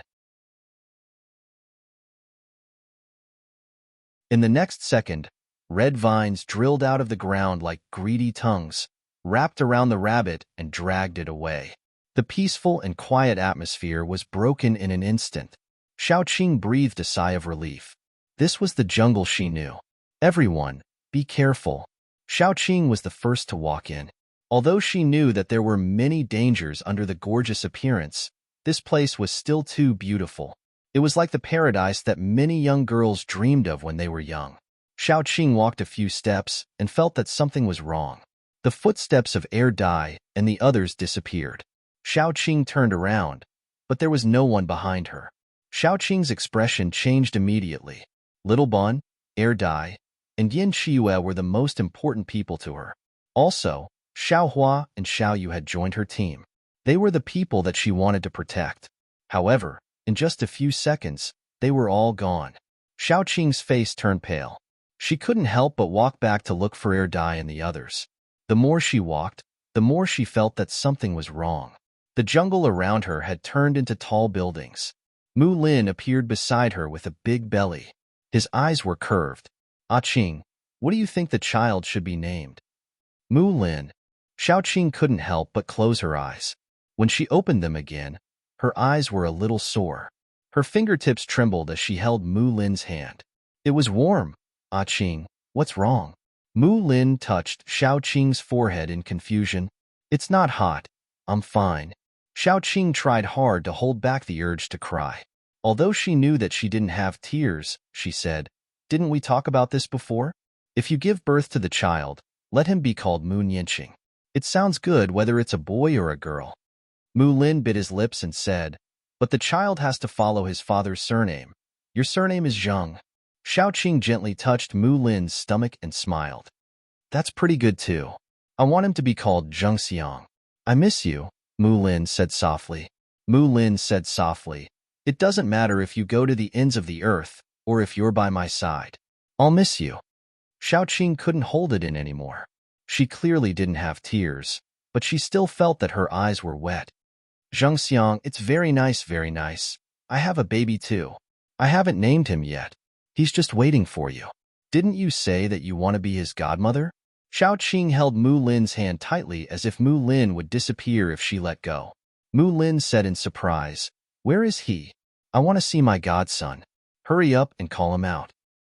"I'll bring you to see him soon," Xiaoqing said softly. "He's very cute. His facial features are like mine. You'll definitely like him. Your son must be very handsome.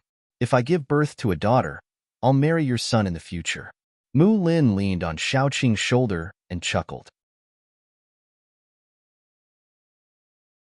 "I remember when I was young, I've said that if you were a boy, I'd definitely marry you. Since I can't marry you, I'll let my daughter marry your son. I still don't know if it's a boy or a girl in your belly." Xiaoqing hugged Mu Lin tightly. It was very warm, very warm. It was so warm that it made her want to sleep. The corners of her eyes were a little moist and trembling. "After a long time," she said softly, "I miss you too, Mu Lin. But this isn't you." She waved her hand gently and her sharp nails scratched out. Mu Lin's frightened expression froze and finally turned into flying green spots. A long vine was inserted into Xiaoqing's chest like a straw, sucking something. Xiaoqing sneered. She didn't have blood at all.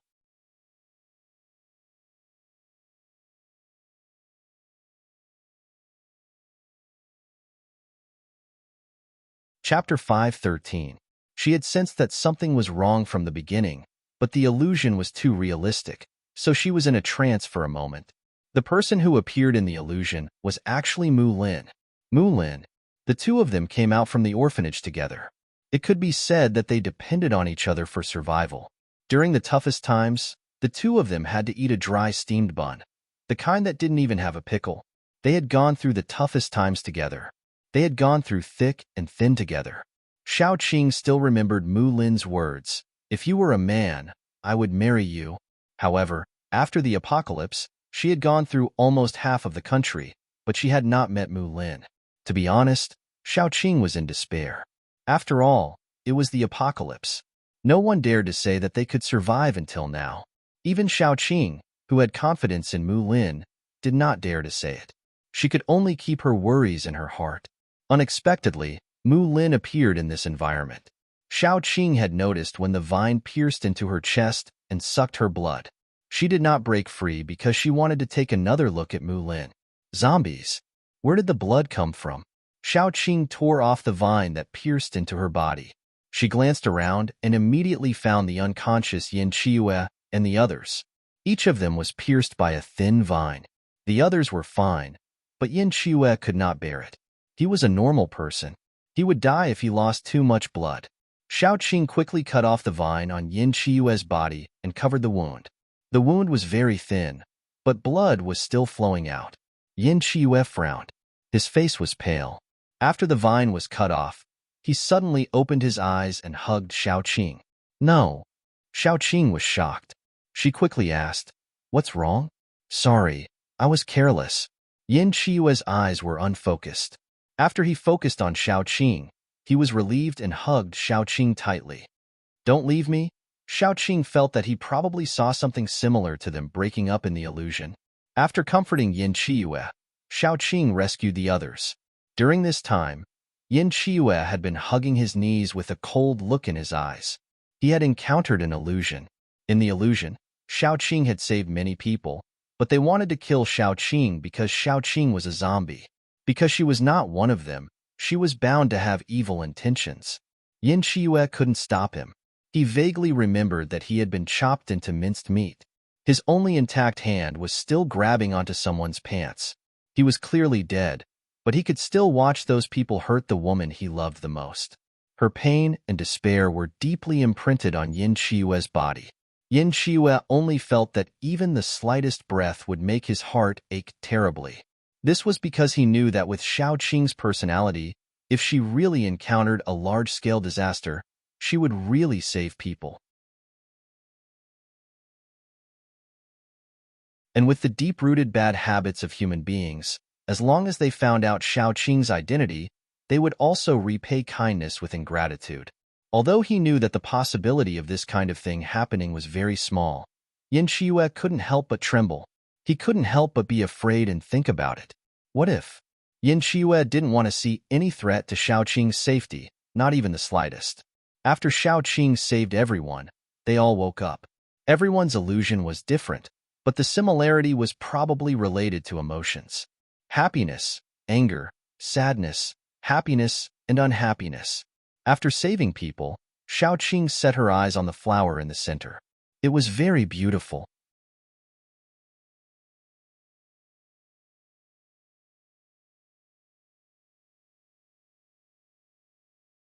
Chapter 5:14. Anyone who saw everything in front of them would be most suspicious of this tree. It was taller than Guang Guang and was as tall as a canopy. There were many small animals that looked like fireflies resting on the branches and leaves, making the entire tree look like it was glowing. However, the first thing that Xiaoqing saw was the vines that wrapped around the tree. The vines looked very thin and docile. Even the thorns looked a little crisp and soft. The vines extended all the way to the crown of the tree. There was a very beautiful flower that poked its head out from the crown of the tree. The young petals were very big and the color was a bright red. The color was slightly dark, contrasting with the delicate center of the flower. It was like the contrast between venous blood and arterial blood. The stamen of the flower was curled up like small tentacles. It looked very harmless, but Xiaoqing couldn't take her eyes off this flower. The hallucinogenic fragrance was emitted from this flower. It could be said that the culprit that made Xiaoqing and the others fall into a coma was this flower. The more delicate it looked, the more dangerous it felt to Xiaoqing. It made Xiaoqing feel that this flower was watered with blood to become its current color. As soon as Xiaoqing broke free from this flower, it immediately curled up and acted harmless, trying to fool Xiaoqing. But how was that possible? Xiaoqing sneered and released her big flower and vines. She also released Guang Guang to protect Erdai and the others so that they wouldn't be hurt. Only then did she feel at ease to deal with this flower. It was relatively easy for her to suppress this flower. Its level was quite high, but compared to Xiaoqing, who had a group of little brothers, it was still a lot weaker. However, Xiaoqing wanted to see what abilities it had to decide if she should use it as the sixth plant. After all, there was a limit to the number of slots she had. A precious slot needed to be carefully studied before she could confirm it. Otherwise, it would be extremely troublesome if she found that it was no longer useful and had to change it. Then, Xiaoqing discovered that this flower's greatest ability was to cause hallucinations. If its hallucinations were combined with Guang Guang, the effect would be very good. Moreover, its vines could also assist Xiaoqing's vines. When the time came, she would put down Guang Guang's blessing and let the flower hide on Guang Guang's body. Then, she would release the vines. Whoever entered this domain would die. Xiaoqing happily subdued the flower. Then, she realized that its most powerful ability was not hallucination, but an ability similar to Little Bun's devouring ability. It could take root in the bodies of humans, animals, and even plants. It could absorb blood and plant juices and convert them into energy to nourish itself. In other words, as long as there were living creatures around it, it would never run out of energy. Coupled with its hallucinogenic ability and the attack power of its vines, not many people were a match for it. Especially when it relied on the tenacious tree it was clinging to, it was simply invincible. In the end, It was unlucky to meet Xiaoqing. Xiaoqing was its nemesis. Firstly, Xiaoqing did not have fresh blood and would not provide it with any energy. Secondly, it stretched out its vines, wanting to pierce into the bodies of the surrounding plants to absorb some energy. In the end, just as the thin vines stretched out, it was broken by Xiaoqing's vines. A second of silence. After following Xiaoqing, Xiaoqing was like a tiger that had grown wings. She was now the least afraid of group fights. When the time came, she would stand in the crowd, put down Guangguang, plant the flower she named Little Red, and scatter the daughter. With Lord Vine in hand, Qiu Tang would ambush, and the big flower would take the heads of people. When its power was exhausted, she would let Little Red absorb the energy and feed it back to her. She was invincible as if she had cheated. Xiaoqing was satisfied. She prepared to leave with the injured people in the house. Then, she shrunk Little Red that was wrapped around her wrist.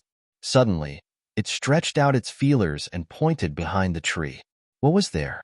Xiaoqing instructed Air Dai to lean on Guangguang and take care of everyone. Then, she walked over. As soon as she walked over, Xiaoqing was dumbfounded. Behind the tree, there was a deep pit. The pit was very deep, but when she lowered her head, she could see something at the bottom of the pit. There was a huge thing that looked like a flower bud at the bottom of the pit. If one ignored the outer layer of the placenta, this flower bud looked more like a giant heart. There were many bones hanging on the walls of the pit. It was the same at the bottom of the pit. There were probably many animals or humans who had become the waste of this heart. Little Red vaguely conveyed this information to Xiaoqing.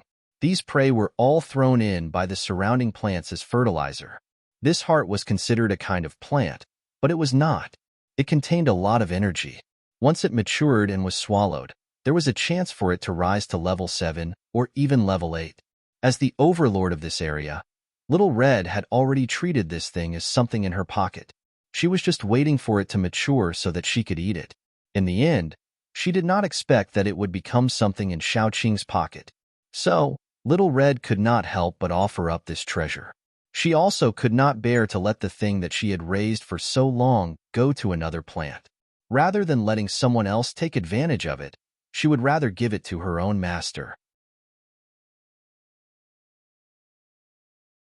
Since she had already boarded the pirate ship, the stronger Xiaoqing was, the better it would be for Little Red. It could be said that Little Red's tactic of changing the rudder according to the wind was pretty good. At the very least, Big Red was stomping its feet in anger. Big Red had fallen out of favor for a long time. It had finally regained its favor after much difficulty, but there was actually a new flower who was fawning over its master the moment it joined the crew. Did she not know the concept of first come, first served? Did she not know that she had to respect Old Red? Was it not good to be a quiet and beautiful flower? Why did she have to compete with it for favor? How shameless! Xiaoqing did not know that there were scheming flowers around her who were secretly opposing her. She was using vines to tie up a big tree at the side, trying to go down to the bottom of the pit and pull out the thing by its roots. It was not mature yet. If she ate it now, the effect would definitely not be great. However, Xiaoqing was not afraid. Didn't she just harvest a pile of soil that contained rich energy? She could totally pull this thing out and take it back to raise it. How troublesome would it be to leave it here? No one knew when someone would come and take this thing away. When that time came, where would Xiaoqing go to cry? The one who strikes first gains the advantage, and the one who strikes later suffers. It would be more reassuring to raise it in her own home. Therefore, Xiaoqing climbed down. She pulled the vines, stepped on the wall, and carefully reached the bottom of the pit. When she reached the bottom of the pit and observed this thing at a close distance, she felt that this thing was even more like a heart. Whether it was the clear veins under the skin or the shape, it was very similar to a heart. It was more like it would beat slowly every once in a while. It was like the heart was expanding and shrinking along with a person's breathing. It was too similar. It was a little creepy, especially Xiaoqing. She was stunned for a long time, not knowing how to start.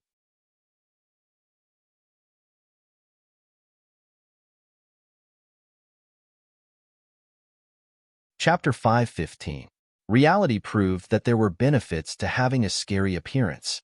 At least, even Xiaoqing, with her mental fortitude, felt helpless when faced with this thing. Before she could do anything, the big flower took action. Many vines crawled out from under the big flower's leaves and wrapped around the heart-like thing. It was pulled out with brute force. The roots of this thing looked like the feet of an octopus. They were soft and wriggling. Xiaoqing was a little worried. She couldn't just hug it everywhere she went, right? She suddenly had an idea. If the vegetable she pulled out could be put into her space, what about this thing? As soon as she thought of it, she tried it out. She casually stuffed this thing into her space, and it actually went in. Her space had always been unable to store living things. Could it be that this thing wasn't a living thing? Anyway, it was a good thing. At least it was more convenient for her. Xiaoqing even planted this thing on the red soil so that she could climb up with ease. Her whole family was old, weak, sick, and disabled now. Finally, she completed this task perfectly and could leave without any regrets. On the way back, Xiaoqing wanted to pull out more kinds of plants and plant them near Jiangqing City or directly in the city. However, she found that ordinary mutant plants could be put into her space. But after taking them out, they could only be eaten like vegetables. The only thing that was still alive was the heart. She had to give up and leave reluctantly. She planned to organize some people and come back after a period of time. When they returned to the seaside as fast as they could, Qin Zishi had already gone back to the capital once and brought news from there. The capital had decided to send people to Country M. In addition to the previous two reasons, there was one more reason, which was to find the source of the black bugs. After research in Jingdong, they found that the black bugs had a mother. As long as the mother didn't die, it could produce a lot of black bugs every day. It was useless to treat the symptoms, but not the root cause. Among the people who went abroad, there were Wu Jiaojiao, the boss of thorns and roses, Jin Mingyu, the boss of ice, and Zhu Machin. In addition to the three of them, there was another very powerful paranormal called Tu Xian. He was a man who looked very polite and cultured. He also brought along two similar civilian staff members. There was also Qin Zishi and Xiaoqing. Xiaoqing didn't plan to bring Yin Qiwei along this time because someone had to send the kids back. Yin Qiwei was very against it, but the head of the family was Xiaoqing. He could only sob and leave with the three children, letting Xiaoqing and Air Dai have their own world. Before they boarded the ship, the others did not know that two more people were added to this operation. When the ship was about to set sail, Xiaoqing and Air Dai boarded the ship. As soon as the two of them came up, some people became stiff. That year, Xiaoqing was angry for Lan Yan and almost tore down the whole capital. They all saw it. Now, this god of slaughter actually wanted to work with them.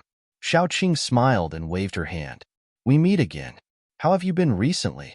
Jian Mingyu said dryly, "Pretty good." Wu Jiaojiao was more curious because she still refused to believe that Xiaoqing and Air Dai were zombies. How did they look like zombies?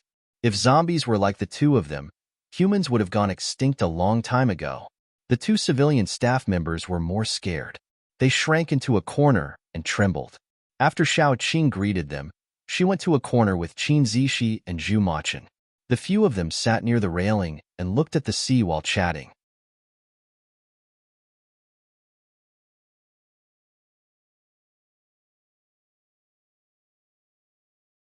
Chapter 5:16. Xiaoqing actually had a selfish motive for this trip. She wanted to have a one-on-one honeymoon with Air Dai and then with Yin Qiwei. According to the order of arrival, the first honeymoon would naturally be with Air Dai. There were some aspects of a 3-on-1 honeymoon that were inconvenient. Moreover, if one was close to one, the other would be left out. If one was close to one, the other would be left out. Indeed, a two-person world was the best. I remember the last time we went out to sea. We encountered an underwater volcano eruption. Xiaoqing wanted to laugh when she thought about it. I've always thought that I have a good character. In the end, wherever I go, something is bound to happen. Qin Zishi's expression immediately changed. "My sister Qing, please don't jinx it," Xiaoqing said helplessly. "How can this thing be so effective? If whatever I say comes true, we'll definitely be safe this time." As she spoke, she laughed. "If my mouth is really so effective, I'll curse those who oppose me to die first." Qin Zishi could only laugh helplessly. At night, The few of them gathered in Xiao Qing's room to cook. Cheng Lixue prepared a double-flavored pot with ingredients for Sanxian on one side and super spicy ingredients on the other. The few of them ate until their lips were red and a little numb. At this moment, the helmsman's panicked voice suddenly came from outside. "We've encountered a storm. Everyone, try to stay in your rooms. Don't come out, and don't go to the deck." Xiao Qing. The way Qin Zishi and the others looked at Xiao Qing was a little strange. This crow's beak was really accurate. Xiao Qing felt like she had been shot in the knee. Could it be that she was actually the nth generation heir of the Yinling family? "All right, let's go back to our rooms when we're full," Xiao Qing said helplessly. "From what you said, it shouldn't be a big storm. Moreover, we're not far from the shore. Even if the ship, Sister Qing." Qin Zishi turned pale with fright. "Don't say it." Xiao Qing. She fell silent and obediently went to bed with her air dye. Xiao Qing actually didn't care about whether the boat would capsize or not. The only thing she cared about was that if the boat capsized, they would have to go back and change to another boat, which would be a waste of time. As for other aspects, she was not worried. This was probably confidence brought about by strength. Xiao Qing hugged air dye and climbed onto the bed. Then she realized that she hadn't hugged air dye like this for a long time. The last time she hugged air dye like this was a long time ago. She seemed to have neglected air dye recently. Air dye didn't know how to speak. She didn't know how to express her emotions. Even if she was unhappy, she would only look at Xiao Qing quietly with her big eyes. As long as Xiao Qing looked at her, there would only be happiness in her eyes. Air dye was so obedient that people would unconsciously feel relieved and forget about her. Xiao Qing was very distressed. She hugged air dye and kissed the top of his head. She said in a muffled voice, "Actually, you're cute when you're jealous. You're cute when you're naughty. You're cute no matter what." Air dye hugged Xiao Qing back. Since they were together, he had become quieter and more obedient. It was as if he had matured overnight. In fact, if one looked carefully, they would find that he was still the jealous and spoiled air dye. "When we go back, we'll find a way to plant plants all around Jiang City. They must be edible. It's best if they are edible and can be used for defense. I want to open up a separate piece of land and plant all the things you like to eat." Xiao Qing leaned on air dye and sighed. "So what if it's the end of the world? As long as we're happy as a family, it's fine." Air dye quietly took off his clothes so that Xiao Qing could rest on his chest. Then he hugged Xiao Qing with satisfaction. He didn't know about those things. He only knew that he liked Xiao Qing and wanted to be with her forever. Air dye loved other people because he loved them. If those people weren't important to Xiao Qing, he wouldn't even look at them. The best time of his life was the time he spent with Xiao Qing.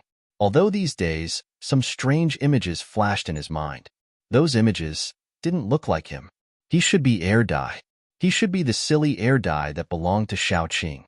He shouldn't be the gloomy and scary teenager that appeared in his mind. That couldn't be him. Xiao Qing definitely wouldn't like him. As Dummy Air thought about it, he shivered and hugged Xiao Qing tightly. His beast instinct told him that those memories were not necessarily good, so he was somewhat resistant. The more a person with amnesia cooperated to find his memories, the faster he recovered. The more he resisted, the slower he recovered.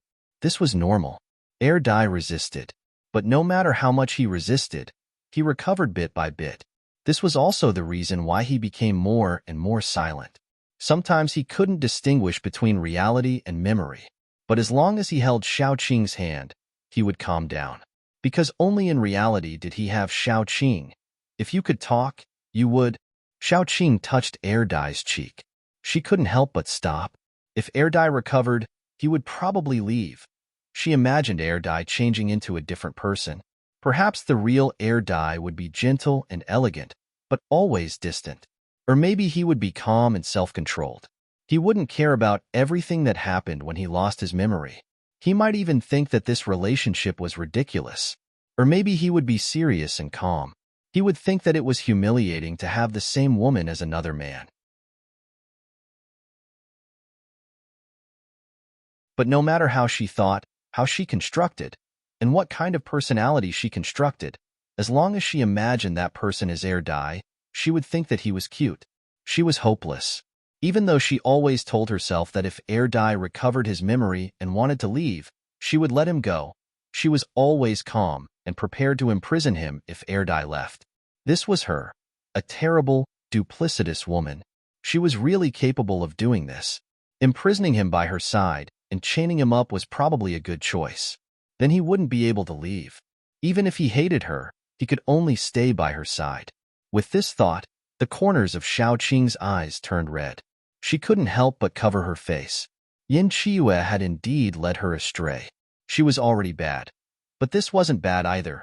Erdai seriously pulled Xiao Qing's hand away and planted a kiss at the corner of her eye. The gentleness in his eyes was about to overflow. Xiao Qing hugged Erdai's waist and closed her eyes in satisfaction. He could only be hers. No one could take him away. You're tuning in to the Romance Rendezvous YouTube channel. We're so grateful for your support, and don't forget to subscribe to join us on this incredible journey through captivating stories.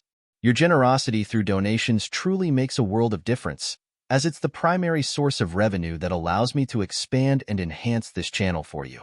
Thank you from the bottom of my heart for being a part of this adventure.